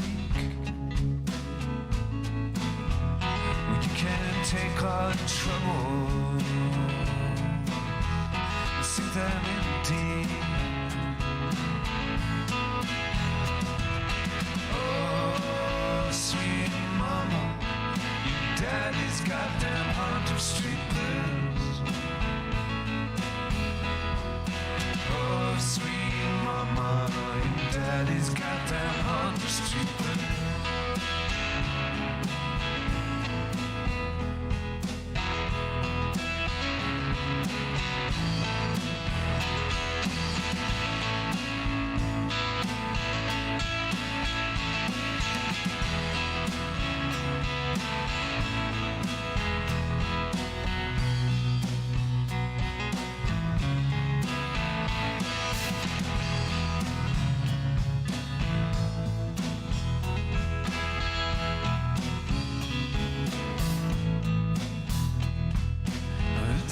So long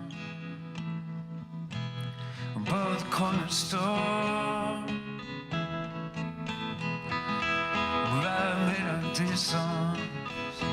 It was my last act before I go. Oh, sweet mama, your daddy's got them Hunter Street blues. Oh, sweet mama, your daddy's got them Hunter Street blues.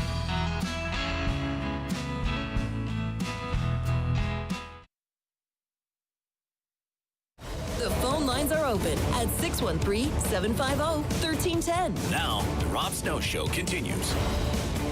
With the Friday free-for-all, counting down the minutes here for the Friday free-for-all, Mike is in Richmond, also wants to talk about the safe injection sites, which has kind of taken off as a topic this morning. Mike, good morning, Mike. Good morning. morning. How are you, Rob? Good, Mike. What's up?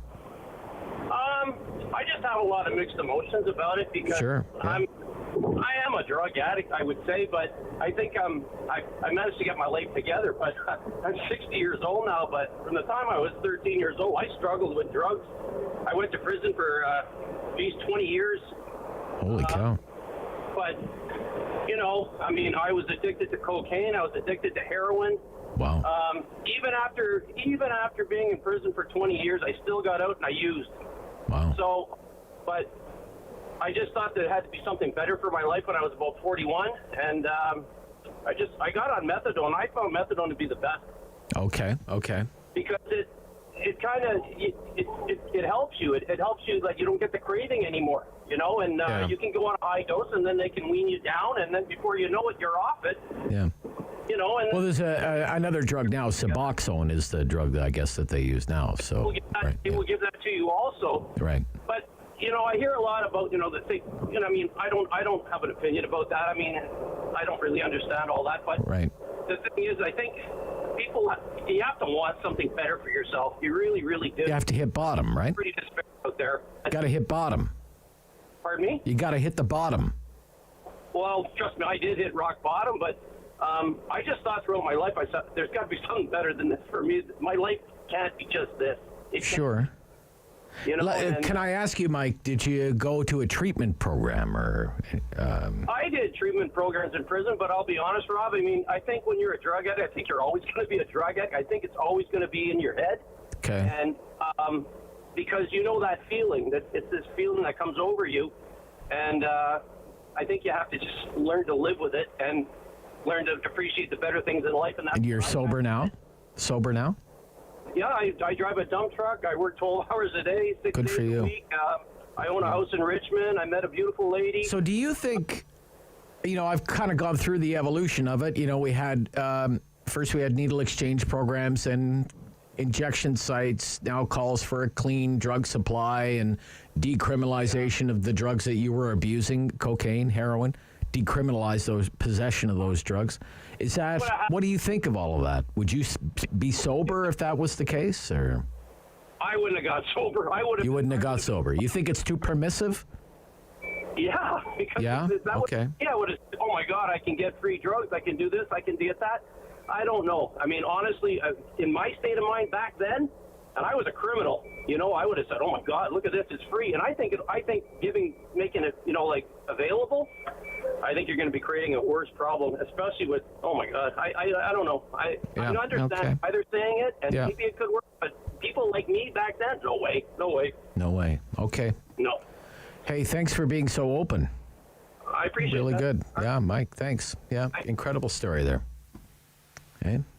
Somebody manages to turn their life around like that. Bob in Ottawa. Bob. How are you? Good. How are you? Good. We talked a little while ago during the convoy. I mentioned at that time. During the convoy, you mean? During the convoy, yeah. Okay, all right. And I mentioned at that time that I was a veteran, and guess what? I still am. Okay. And always will be, Bob. Thank you for your service. Yeah. Thank you. I was very nervous at the time, but things are changing now. So listen, when I talked to you that time, I mentioned the Prime Minister. I don't think the Prime Minister was allowed to, and should be almost illegal for the Prime Minister to use the word veteran in any talk, any speech that he makes, because he's always trying, every time he talks, he's trying to bolster his position, of course, make himself look good. That's normal, right? So using the term veteran after having dissed that veteran in a town hall meeting a couple of years earlier, saying you're asking for too much. You're asking for too much, yeah. You're asking for too much. Yeah. Now, during the convoy, I called you and I denounced him by saying that he used the word veteran to bolster his position, which, as far as I'm concerned, was not only illegal, but unbecoming of a prime minister. Now he's done it again. What has he done? Again, I'm calling him out again. What has he done? Saying that the Veterans Affairs employee that told that Veterans Affairs about Maid? About Maid? Kill himself. Yeah. Isn't that terrible? Yeah. And then he's saying that it was unacceptable. Well, where do you think that person got that view?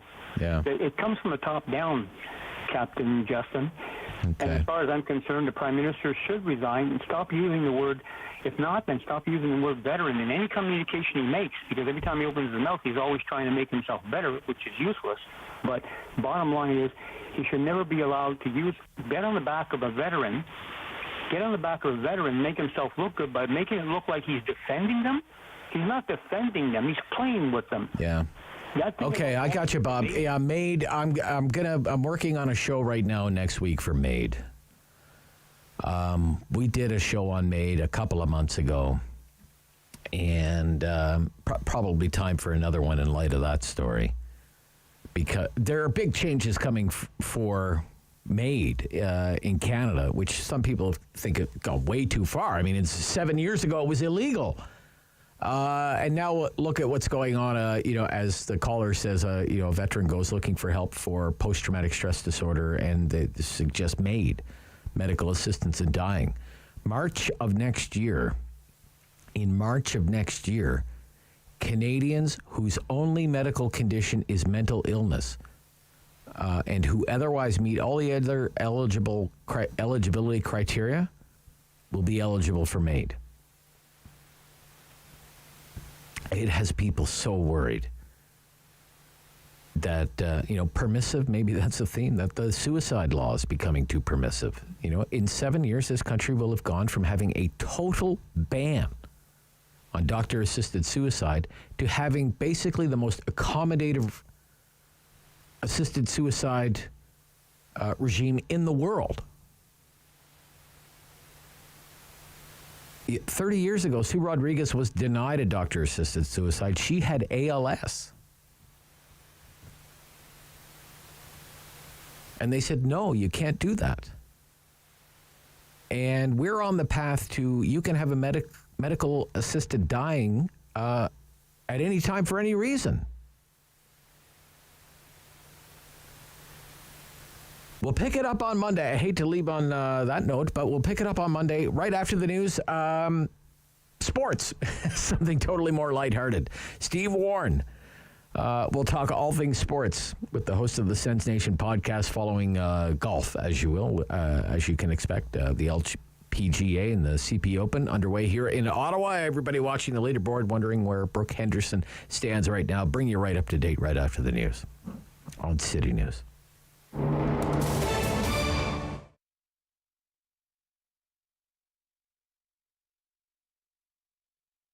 1, 2, 1, 2, 1, 2, 3.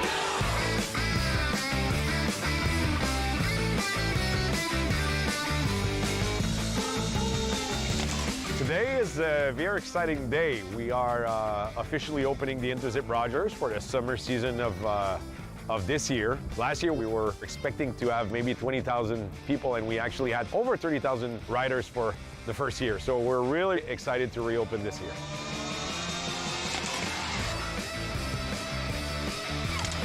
That was epic and scary! You have a really different perspective view-wise of the area we're in. So you have a clear view of the Parliament. Obviously you're crossing the river, and of course you're moving from a province to another, which is unique of this zip line. It doesn't exist anywhere else in the world.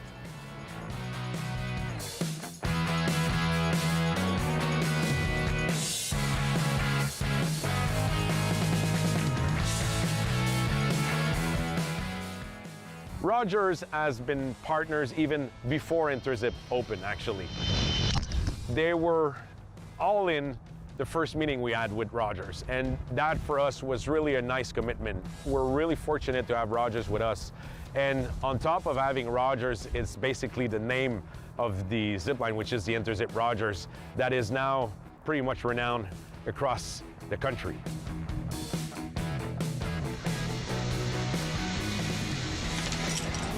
Rogers Interzip is a great activity for people who live in or visit the National Capital Region. Get out and have an opportunity to zip across the Ottawa River between Ottawa and Outaouais.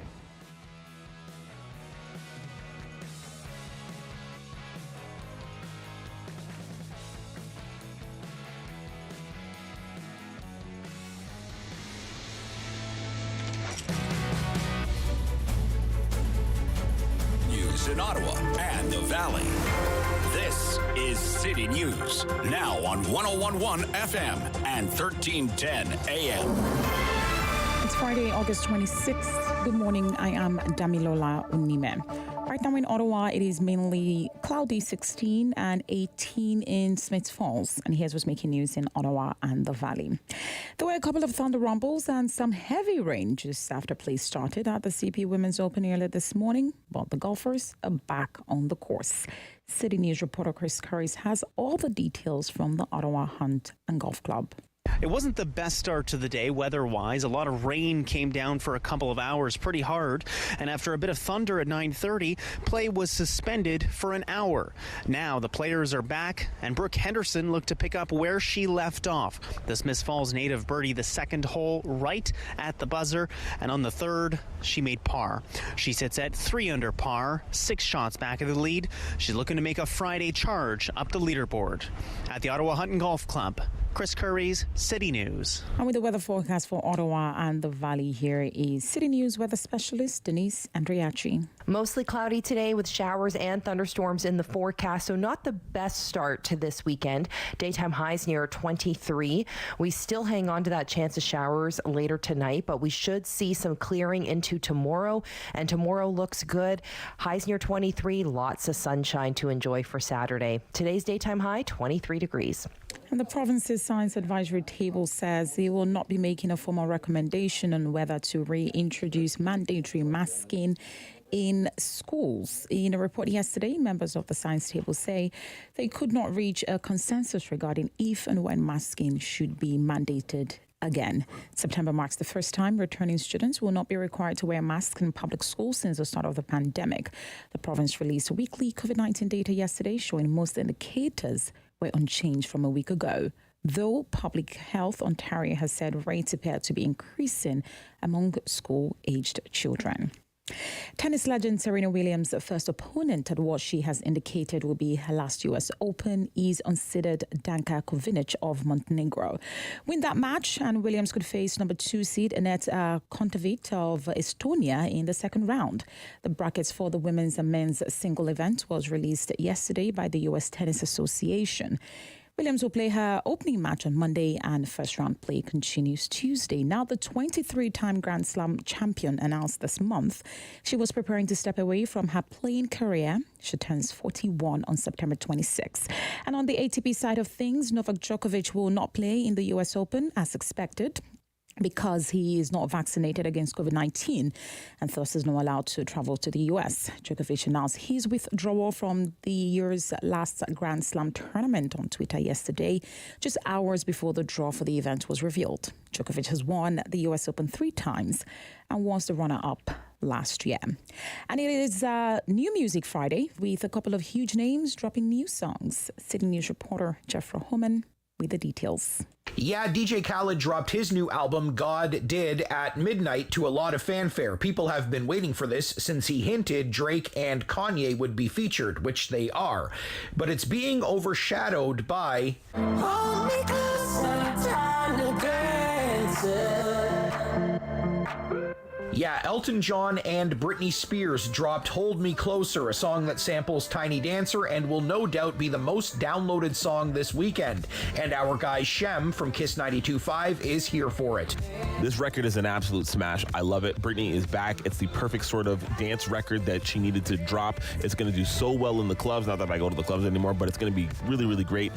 First new Britney song since 2016. Jeff Rahoman, City News. I am Damilola Unime. And for news anytime, follow up online at ottawa.citynews.ca. Firm. Fair. Fun. The Rob Snow Show returns on Rogers TV and City News 101.1 FM and 1310 AM. In sports, there's a lot happening, and Steve Warne is here to help make sense of it all. How are you, Steve? I'm very good, Rob. Yep. How are you? I'm great. Steve hosts the Steve Warne Project and the Sens Nation podcast. And it'll be Sens season soon enough, and we'll talk a little bit about what the Senators have been up to. But hey, it's golf weekend, right, Steve? In the capital. This is the sports story this week. Canadian Open back in Ottawa. Yeah. You following it? Following it pretty closely? Yeah. Yeah, it's just been a treat watching Brooke Henderson and the performance she's had this season leading up to this event to win another major, the second in her career, 12th career win. I mean, she is, here it is. I'm prepared to say that's the greatest Canadian golfer ever, and she's right from our hometown. She's 24, and she's absolutely fantastic with the fans. So how can you not be a Brooke Henderson fan? 3 under right now, and in good shape. I was wondering, got to make the cut. That would really be terrible if she didn't make the cut. What is it, top 50 in ties? Something like that to make the cut, usually? Correct. Yeah. So tied for 27th right now. Yeah, and and the scores are low right now. I mean, we've had so much rain. It's one of those deals where you can really attack the pin, and so anybody who's got a good approach game going right now, they're throwing darts right now. So the scores are low, and they'll probably stay low. They had a rain delay this morning, so further moistening the hunt club. So I expect, if you're scuffling at all, you're going to fall off the pace pretty quickly. Yeah. My only frustration so far is I work until noon, and the TV coverage yesterday ended at like 12 or 12:30, and there wasn't really any other coverage other than that. And I think it ends at 12 or 12:30 today. I find that kind of frustrating. I'd like to watch it. I hope there's more TV coverage than that on the weekends. So. Yeah, I mean, it always seems to be a complaint when it comes to golf. It feels like it's a bit of plug and play. Yeah. Even the golf that is on, it's usually just taking the American feed, and you're not seeing necessarily, even if it's on at all, you're not seeing the Canadian coverage that you as a Canadian golf fan would like to see. Yeah. And it's a really great time to be a Canadian golf fan, on the women's side and the men's side. But I want to ask you, Ottawa has this reputation. We're kind of golf nuts in Ottawa. I know we had this reputation. We had this stat: most golf courses per capita at one time in Canada. And you think of all the golf courses that are within, say, an hour and a half of the Peace Tower. Like, you couldn't even count them all. I would think if I was, say, CP, because this is the Canadian Pacific Open, the Railway is the sponsor, I'd want to make the most of this. Here we have a Canadian woman in the top 10 easily of best golfers in the world on the LPGA Tour. As you said, only 24. So I'm thinking Brooke Henderson's got at least another decade of golf ahead. Let's try and get the CP Open back to Ottawa another 2 or 3 times, I would say, in the next 10 years. Because look, Brooke Henderson's going to sell a lot of tickets, Steve. What do you think? Well, yeah, I mean, she's stuffing everybody's pockets with cash this week. I mean, they have 70, 80,000 tickets that have been sold here. I don't think there's any question that when the LPGA has this event, Ottawa's always. I mean, it's you can see it was just 5 years ago that it was here, and they're back again.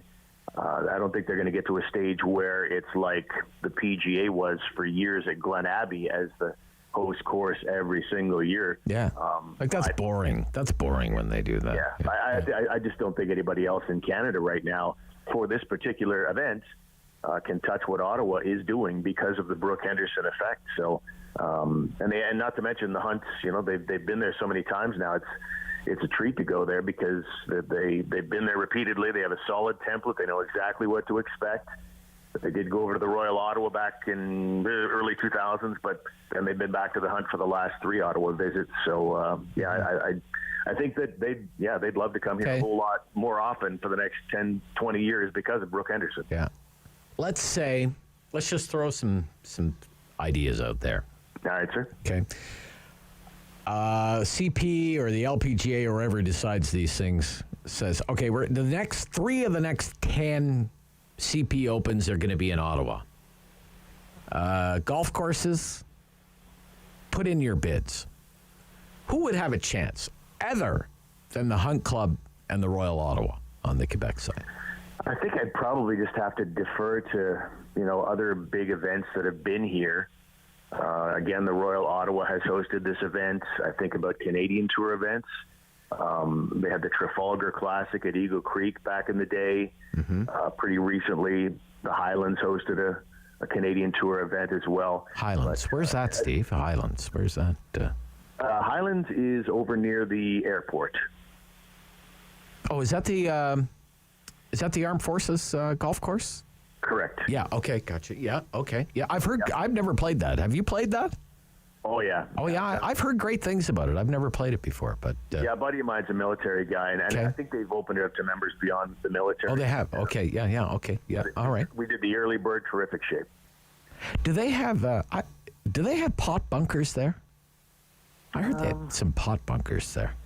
I don't recall it. No pot bunkers. Okay. Bunkers. All right. Okay. So Highlands. I'm sorry to get distracted. I could talk golf courses all day. Me too. The Marshes. I would say the Marshes would have to be on that list.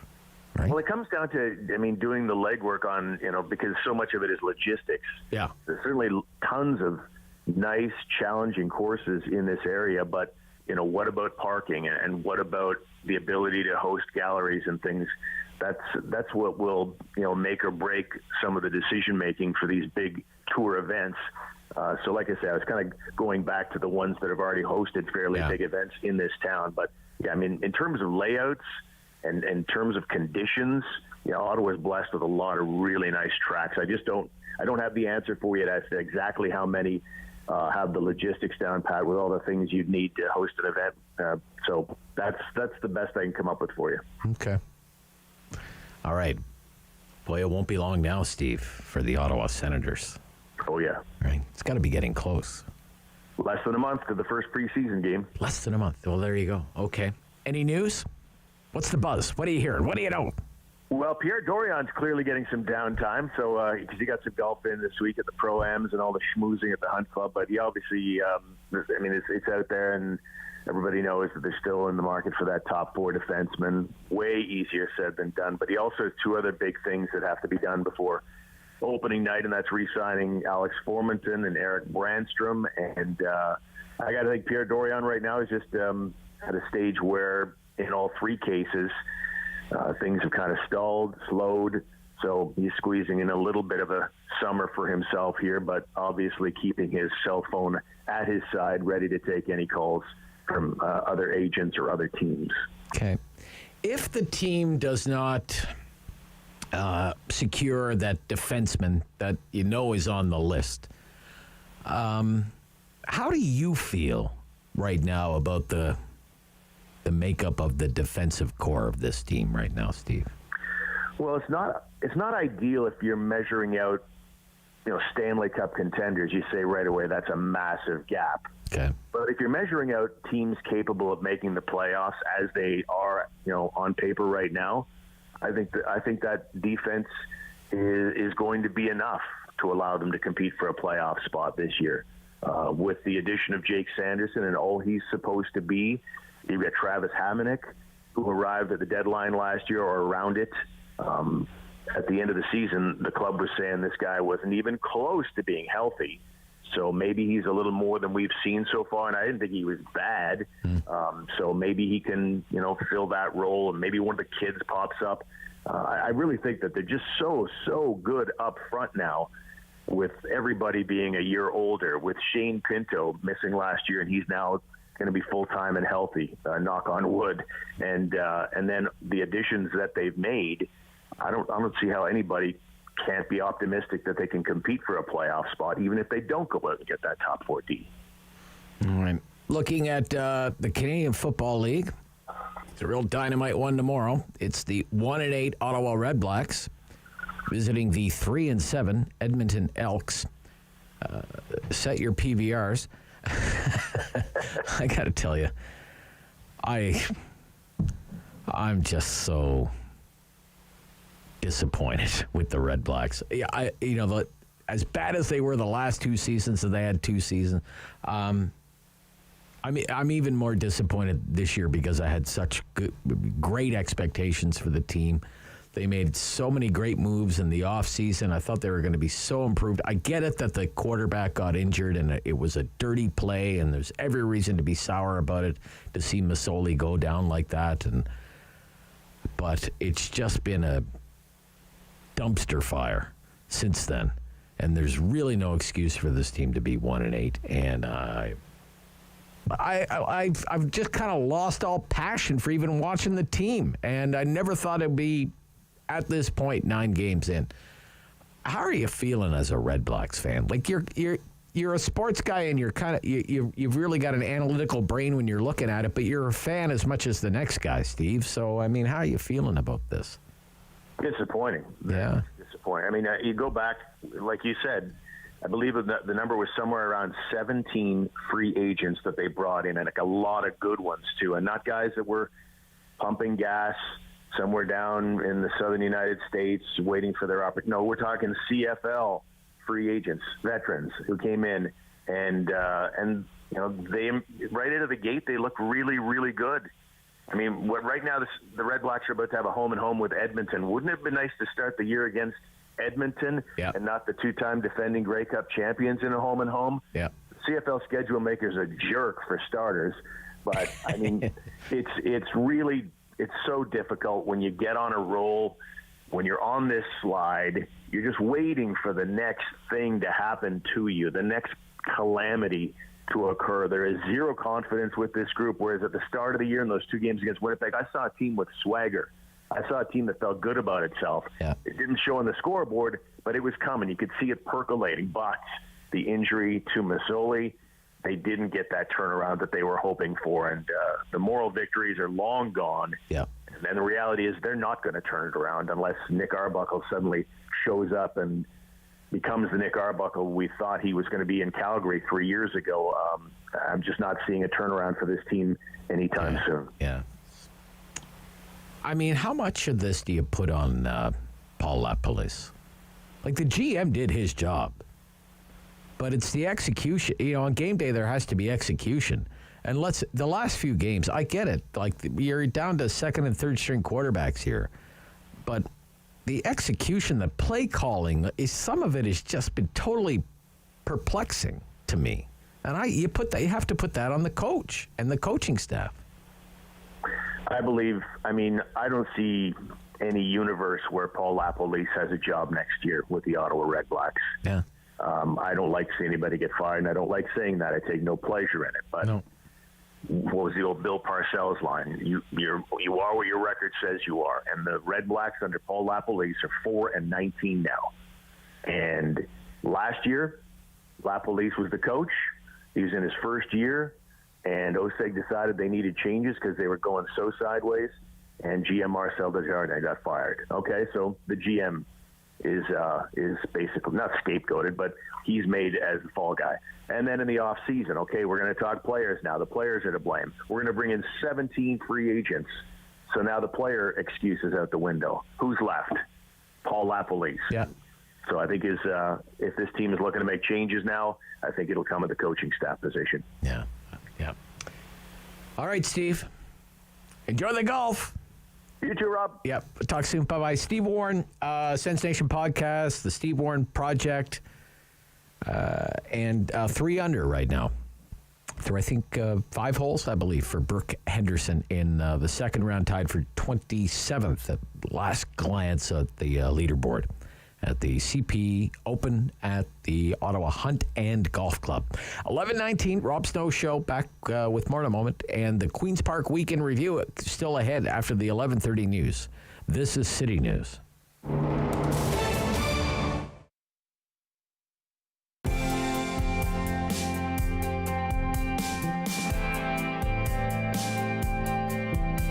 And here are the rest of your Ottawa 67.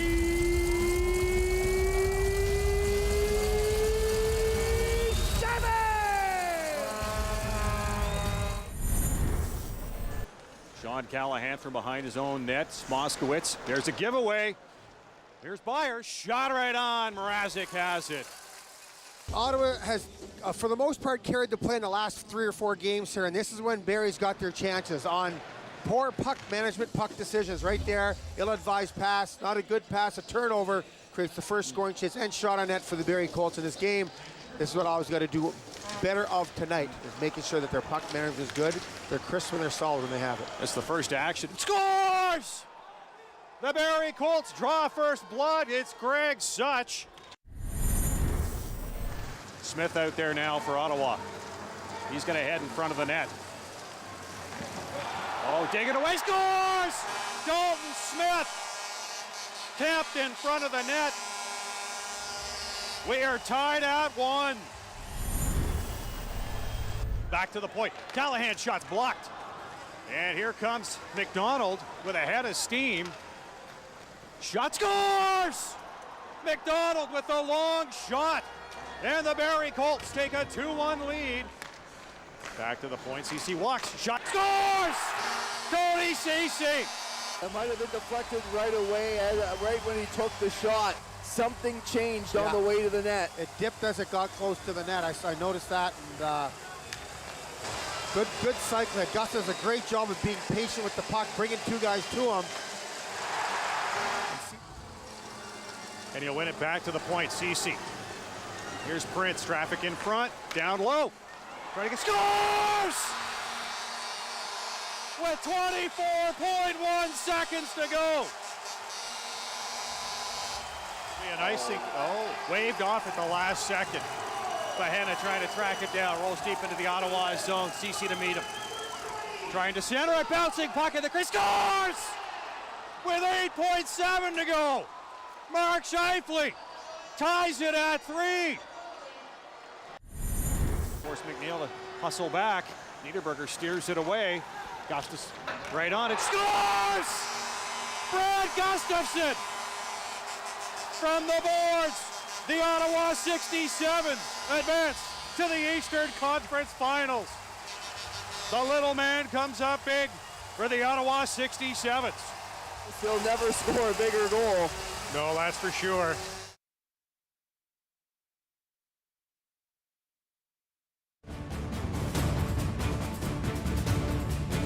The Rob Snow Show returns on Rogers TV and City News. 101.1 FM and 1310 AM.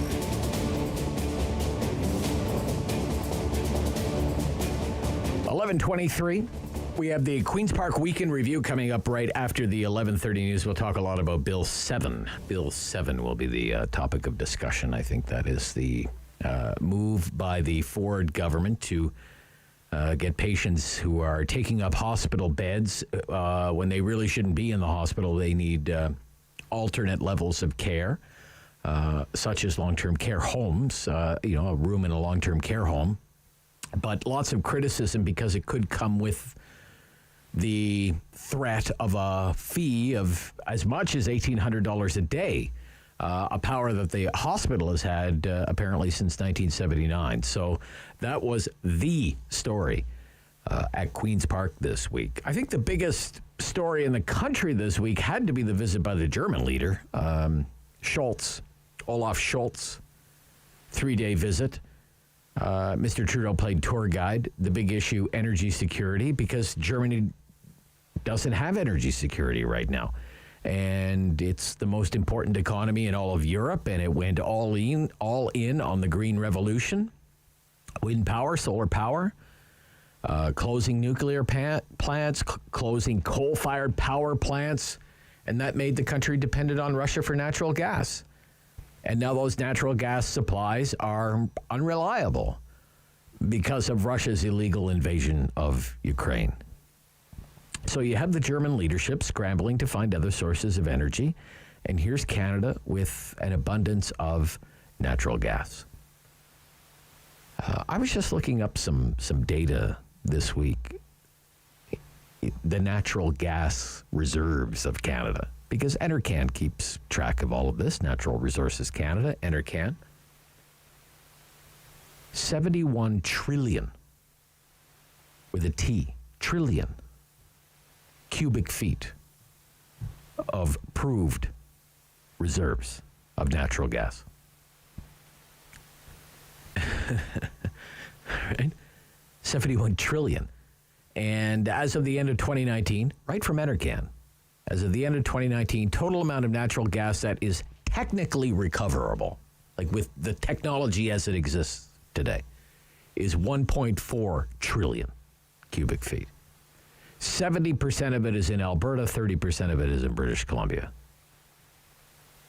So the Prime Minister is right when he says it is a challenge to get the gas to, say, Atlantic Canada and then off to Europe. That's accurate. It's a challenge, not impossible, if you built a pipeline. Canada's the 5th largest producer of natural gas in the world. The United States is first, followed by Russia, then Iran, and then China.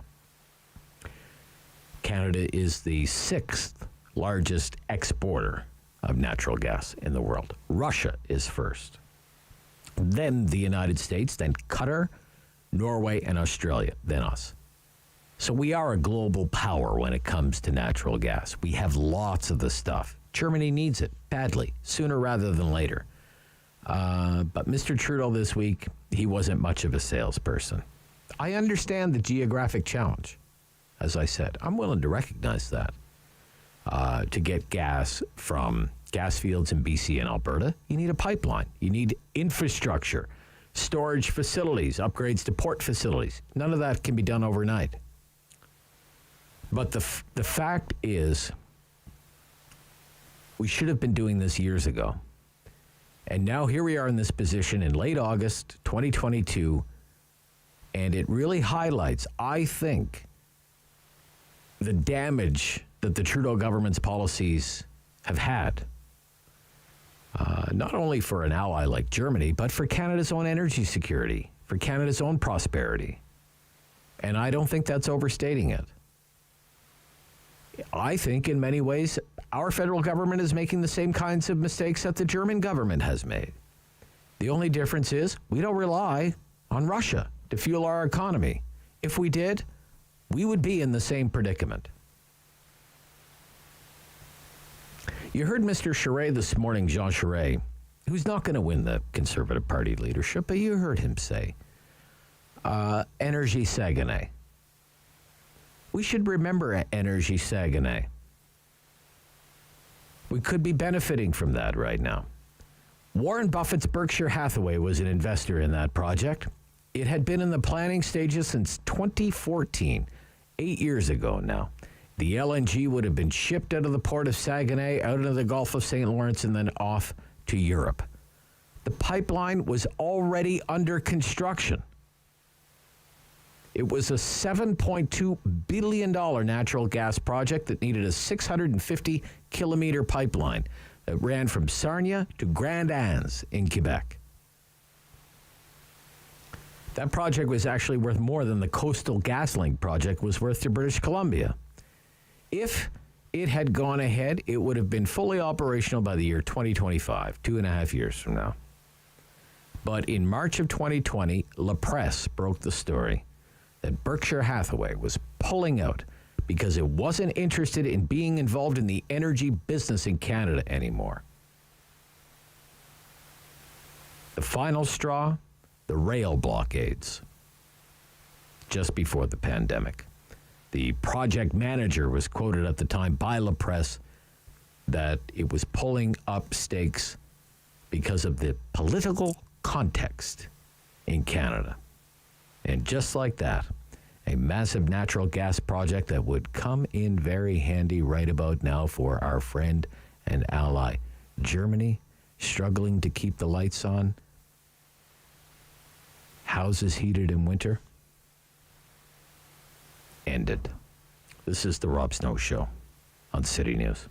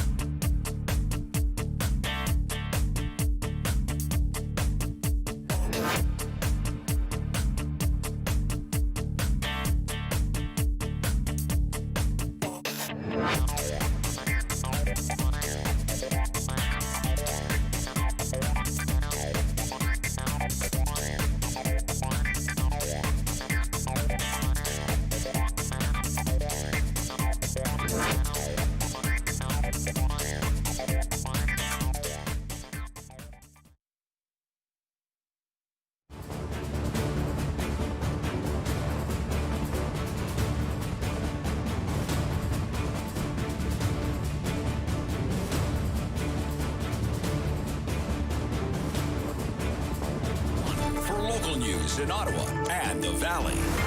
This is City News, now on 101.1 FM and 1310 AM. It's Friday, August 26th. I'm Perushka Gopal-Kista. Right now in Ottawa, it's 16 degrees and mostly cloudy, and in Smiths Falls, it's 18. Here's what's making news this hour. Ontario's COVID-19 science advisory table is being dissolved. The advisors issued a statement this morning saying Public Health Ontario informed them that the group will end its work as of September 6th. The science table was informed in July 2020 and through the course of the COVID-19 pandemic. Drug maker Moderna is suing Pfizer and its German partner BioNTech, accusing them of copying its technology to make their COVID-19 vaccine.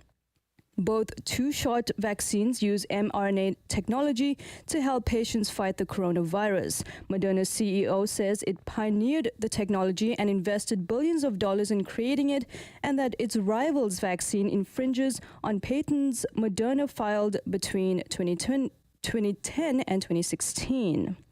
And Ottawa police say they're looking to speak with any witnesses who may have additional information about a shooting in the Bywood Market early this morning. Police say 3 men were found with gunshot wounds and treated and taken to hospital by Ottawa paramedics.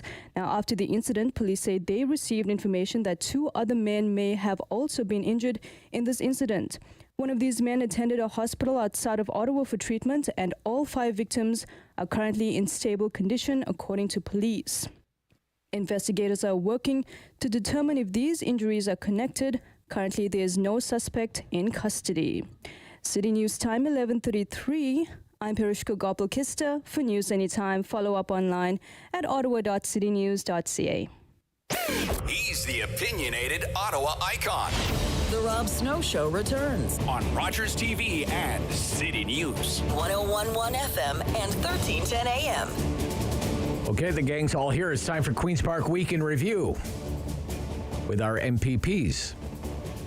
Progressive Conservative MPP Eglinton-Lawrence, Robin Martin. Good morning. Good morning. Nice to hear from you. John Fraser, Liberal MPP Ottawa South. Good morning, John. Robin. Yep, John's the interim leader of the Liberal Party of Ontario. And Joel Harden is the New Democrat MPP for Ottawa Centre. Welcome back, Joel. Hey, Rob. Happy Pride Week, man. Yeah, it's very good to hear from everybody. We have very important topics to discuss this morning. I think the number one issue for a lot of people is going to be Bill 7. Ontario's long-term care minister, Paul Calandra, said this week that hospitals should be encouraged to use their existing powers to charge elderly patients up to $1,800 a day for refusing to leave an available long-term care bed.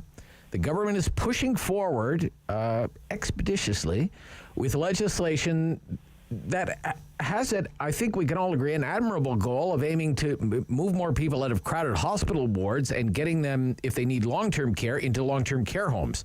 It's the More Beds, Better Care Act. It was introduced last Friday. Doesn't really say anything about the fees, but it would allow hospitals to temporarily enroll a patient who no longer needs hospital care in a long-term care home, not of their choosing and without their consent. Why is the government moving in this direction, Robin Martin? Thanks very much for the question, and thank you for conceding what I think is true, and everybody agrees, that we need to do something to address the problem. We have a serious issue, and this is part of the solution. So the number of long-term care, or ALC, alternate level of care patients in hospital beds is now about 6,000 people, an increase of almost 1,000 patients in the last 3 months alone, and it's the highest number ever recorded in Ontario's history. So this policy is absolutely necessary to help the strain we're having in emergency departments, surgeries, and diagnostics. When patients have been discharged by a doctor who has determined they'll get more appropriate care in long-term care, the situation in our hospital, I think we all agree, demands action.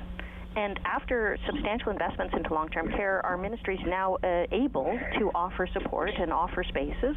And we're, of course, consulting with stakeholders, including long-term care homes and resident and family council associations, on new regulations around geographic distance and guidance as to costs, etc. But our priority is really for people to receive care and live in places where they can get the best quality of life close to their family and friends. And that's why we're doing this.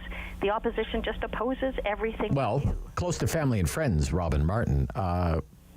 It was reported yesterday that for Northern Ontarians, it could be 300 kilometers away. Yeah, well, John Fraser had a press conference yesterday, and he said, like, going from Orleans to Stittsville is not going to work, that it would hurt people, but I think he's fear-mongering, because that's a 30-minute drive, and most people commute that long. Okay. 30 minutes is not... But what if I'm in a hold on, John. What if I'm in a hospital in Kenora?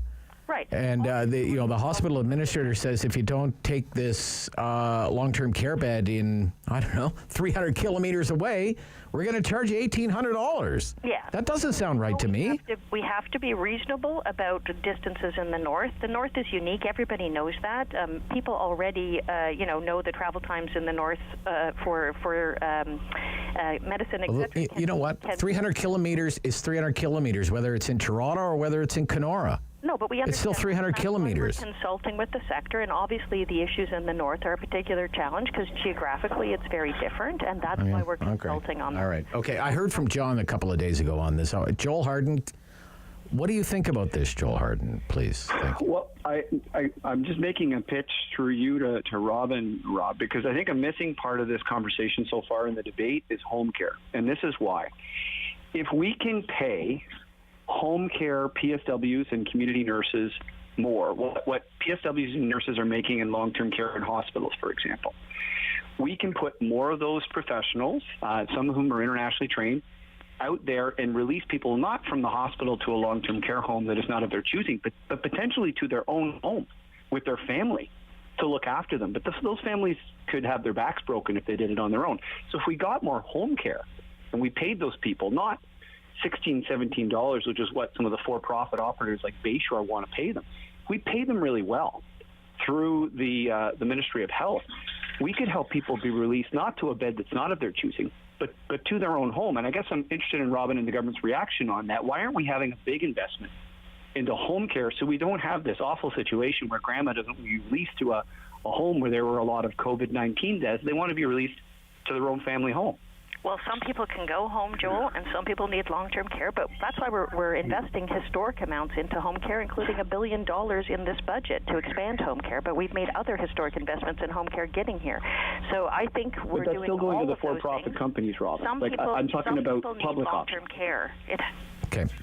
We haven't heard from John yet. Yeah. You've been very patient there, John. Thank you. Go ahead, John. I apologize for interrupting earlier. Just a quick comment. 30 kilometers isn't too long for you or I because we can hop in a car. But if you're a 90-year-old woman whose husband's in a long-term care home and it's in Stittsville and it's 30 kilometers away and you don't drive or you have to get a drive, you have to get a bus, and you try to go there every day, that's a heck of a long way. And my point is, in all of this, These are people, their families, they're unique. And when you discharge people, you're sending them to probably the last place they're going to live. Maybe they'll be transferred. So it's reasonable for families to want to know how far. The government's not disclosing that. How much if I won't consent? And now the government's saying it's okay to charge $1,000, $1,900 a day. So, we can get their consent by the threat of a, multi-$1,000 hospital bill, right? How many people? Okay. Just really quickly, the long-term care homes have greater staffing pressures than our hospitals. So are they ready? And we hear from the association saying, we're not ready. So, I'll say one last thing is that, we couldn't get the Minister of Health to actually admit there was a problem for 5 weeks when we were closing ERs and ICUs, couldn't find her. And now the government's panicked, and they're taking out this sledgehammer, and they don't need one. They need to take a more careful and thoughtful approach to this. Okay, just hold on, Robin. This it's dominated question period, and the Premier was in the legislature yesterday to respond to questions about this with Mr. Tabbins, the interim leader for the New Democrats, the official opposition, in an exchange with Premier Ford. This is what Premier Ford has to say about why the government is moving in this direction. Hospital beds weren't made for long-term care patients. And what's happening is clogging up the emergency departments, delaying surgeries. These problems are decades in the making, created by years of refusal to act under the Liberals and NDP. The Liberals and NDP who caused the problem are now complaining about the solution, Mr. Speaker. Okay, how about that, John? How about that? How about that? Yeah. Well, I'm going to tell you right now the challenge that this problem. I know it's as bad as it's ever been, but it's not a new problem. No, it's not a new problem. We invested. I know Robin's saying that she's invested historic amounts in home care, but just take a look at our record in government for doing that. I'll put it up against their record in government doing that. Anytime. The situation that we have right now. Really, you would do that? I would do that, 100%. That is 100%. I don't know. 100%. I mean, I don't know if you want to do that.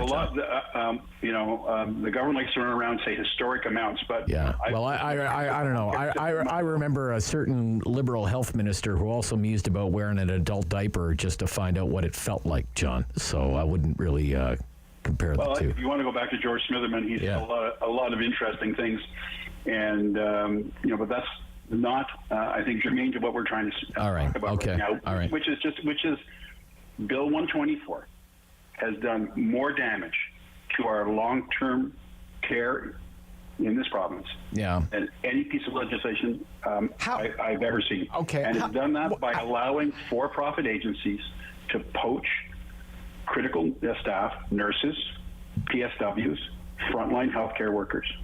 And that's exactly what's happening right now. If you work in the public system, you get 1%. If you go to work in the private system, you can get paid more. Okay, let me hear from your colleagues. 2 times as much. Thank you. What part does Bill 124 play in all of this? Joel? It's huge.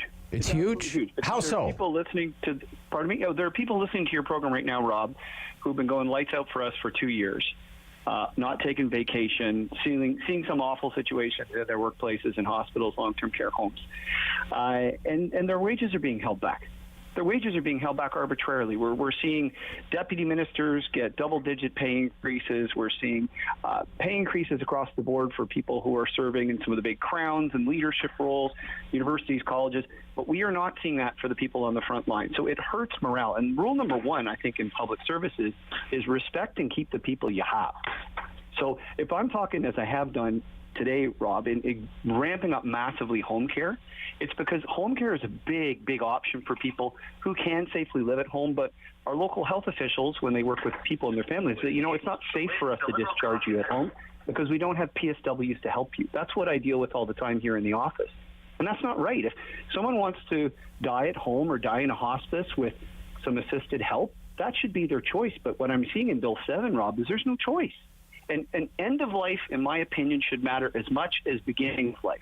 We put a lot of money, understandably, into having babies born safely into this world, but we don't want to talk about death and dying. John's done a lot of work on this, and I think we have to give choice to people with PSW care at home.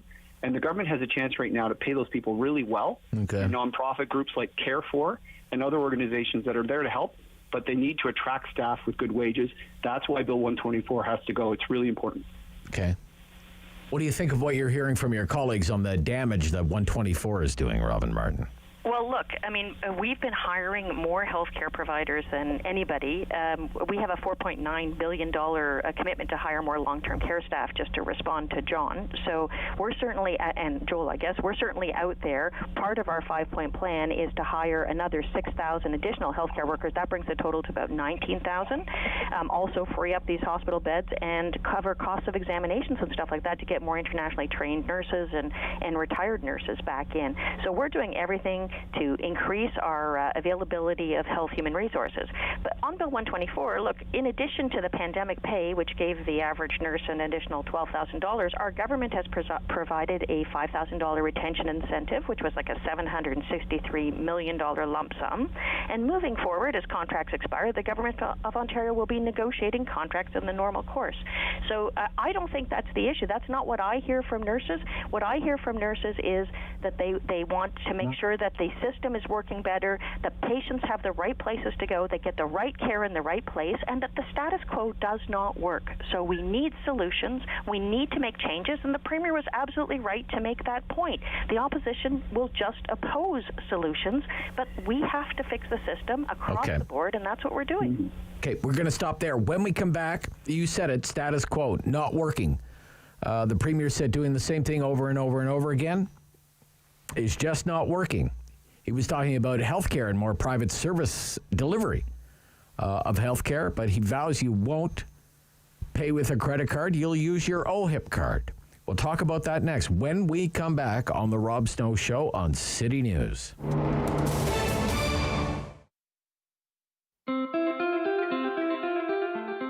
Riding requires attention and focus. No distractions, no moment of unawareness. Because one brief moment can cost a lifetime of other moments. Everyone deserves to arrive home.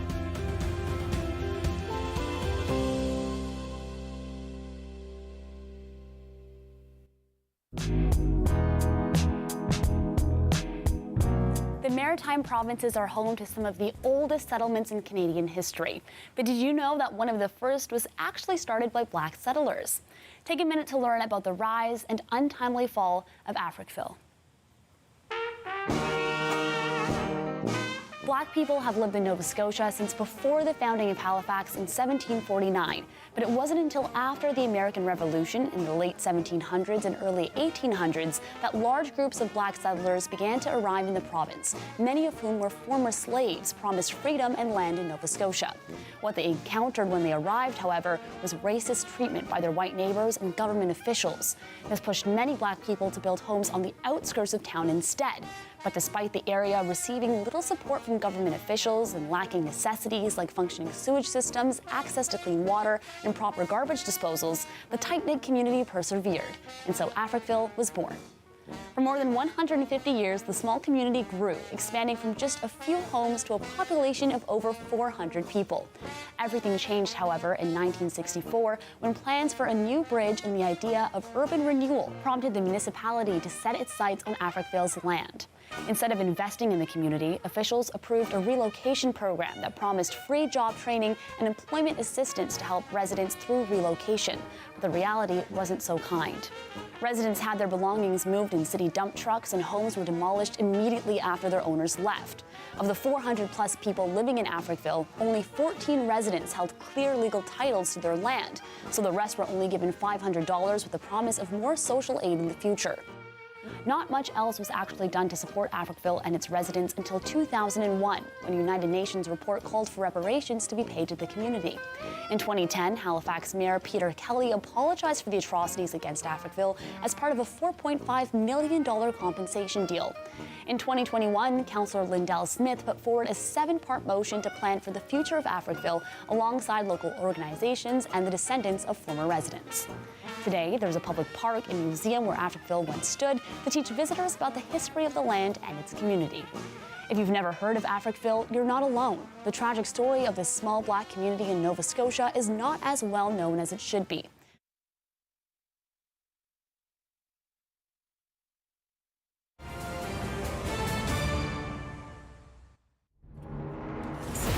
Snow Show returns on Rogers TV and City News. 101.1 FM and 1310 AM. Hey, we're back with our MPPs, Progressive Conservative Robin Martin, Liberal John Fraser, and New Democrat Joel Harden. Premier Ford said this week the status quo is not working with health care. Quote, doing the same thing over and over again, throwing billions and billions of dollars at a solution, it's just not working. So his government is going to look to clear surgical backlogs by having OHIP pay for operations in private facilities. I would point out that approach seems to get a warm welcome from other premiers in Atlantic Canada, like Premier Houston, Premier Bliggs, Bliggs, pardon me, and it's getting late in the week for me, and Premier King from Prince Edward Island. Your thoughts on this, Joel Harden, if I go to a clinic, say a knee surgery clinic, but I pay with my OHIP card. What do you think about that? Is that okay with you? No, it's not, Rob. It's not.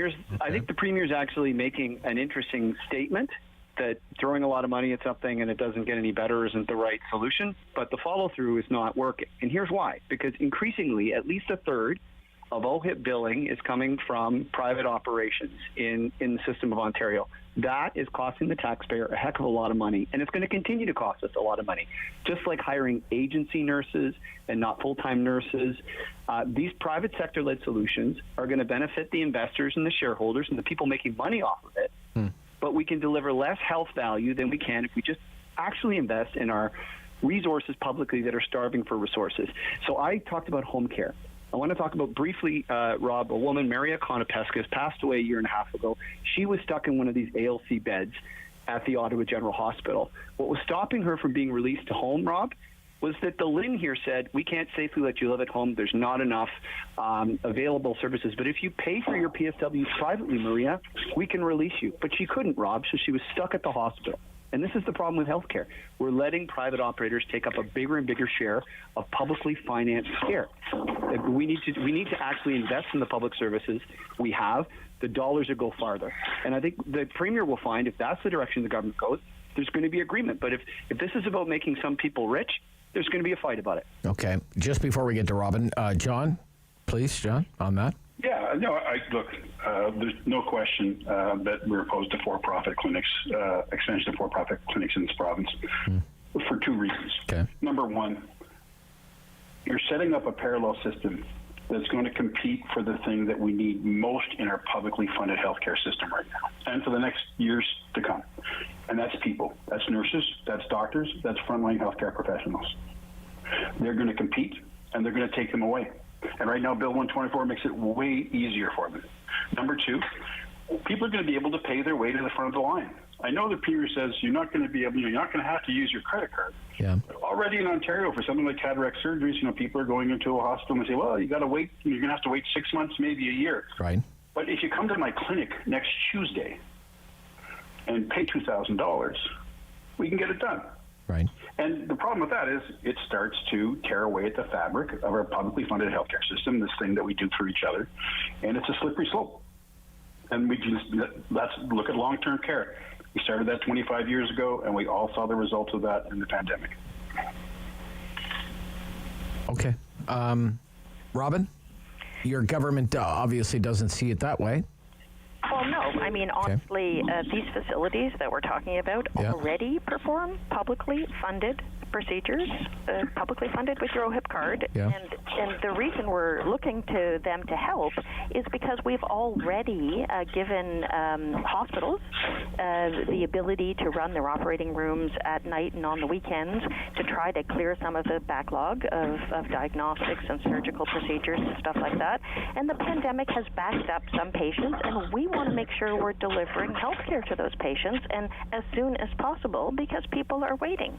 And we want to make sure we get the service to them. And I think that's what people want. want solutions.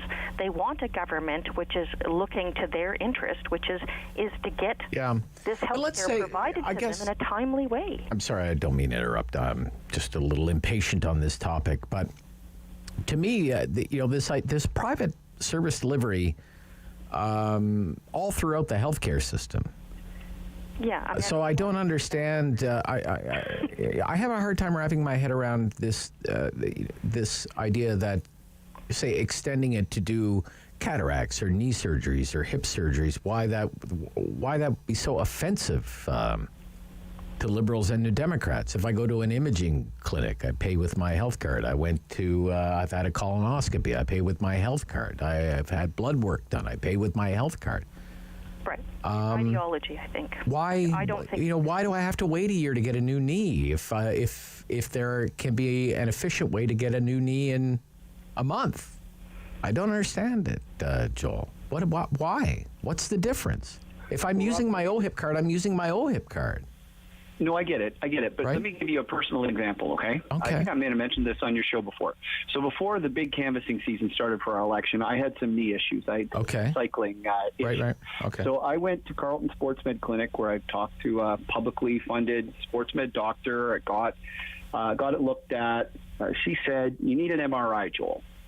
You can wait for one publicly, or you can go across the Ottawa River to Quebec, and for $800, you can pay to have one done tomorrow. So that exists. What John's talking about exists right now. And if we drive more OHIP business to these private clinics, that brings more revenue into those clinics to fund what John's talking about, the stuff on the side, which is for profit. Like my family doctor is a private clinic, right? But I pay with my OHIP card when I go there. Understood, but we need to make sure that our publicly funded systems aren't just marginally better funded, Rob, but they have to be really well funded. They're straining, and I fear the government's using this moment right now to encourage more fee-driven organizations. They're going to get some of their money from the government, but then they're going to open up the for-profit fee-paying side that's going to help people with money, and that's not most people. Okay. A last word, John Fraser, 20 seconds or less, John. Last word to you, John. I think we lost John. We need to sorry. That's okay. We need to continue to invest in our public healthcare system. The challenge is the Ford government aren't good managers. You see it as it is right now. We have this crisis, one that we could foresee, couldn't find the minister for 5 months, and now we're throwing a sledgehammer Bill 7 at it. I suppose that argument would carry weight if the province of Ontario was the only province with a healthcare crisis, John. Well, no one's saying there's not pressure in the system, but a more thoughtful, caring approach to seniors having to leave hospital would have been better than Bill 7 if we started. And Robin, a last word for you, Robin? Well, I would say our government cares a great deal about seniors, and we also care about the seniors that are waiting to get into hospital and stuck in the emergency. This program is brought to you by Ignite TV. Now you're in command. Visit Rogers.com for more details.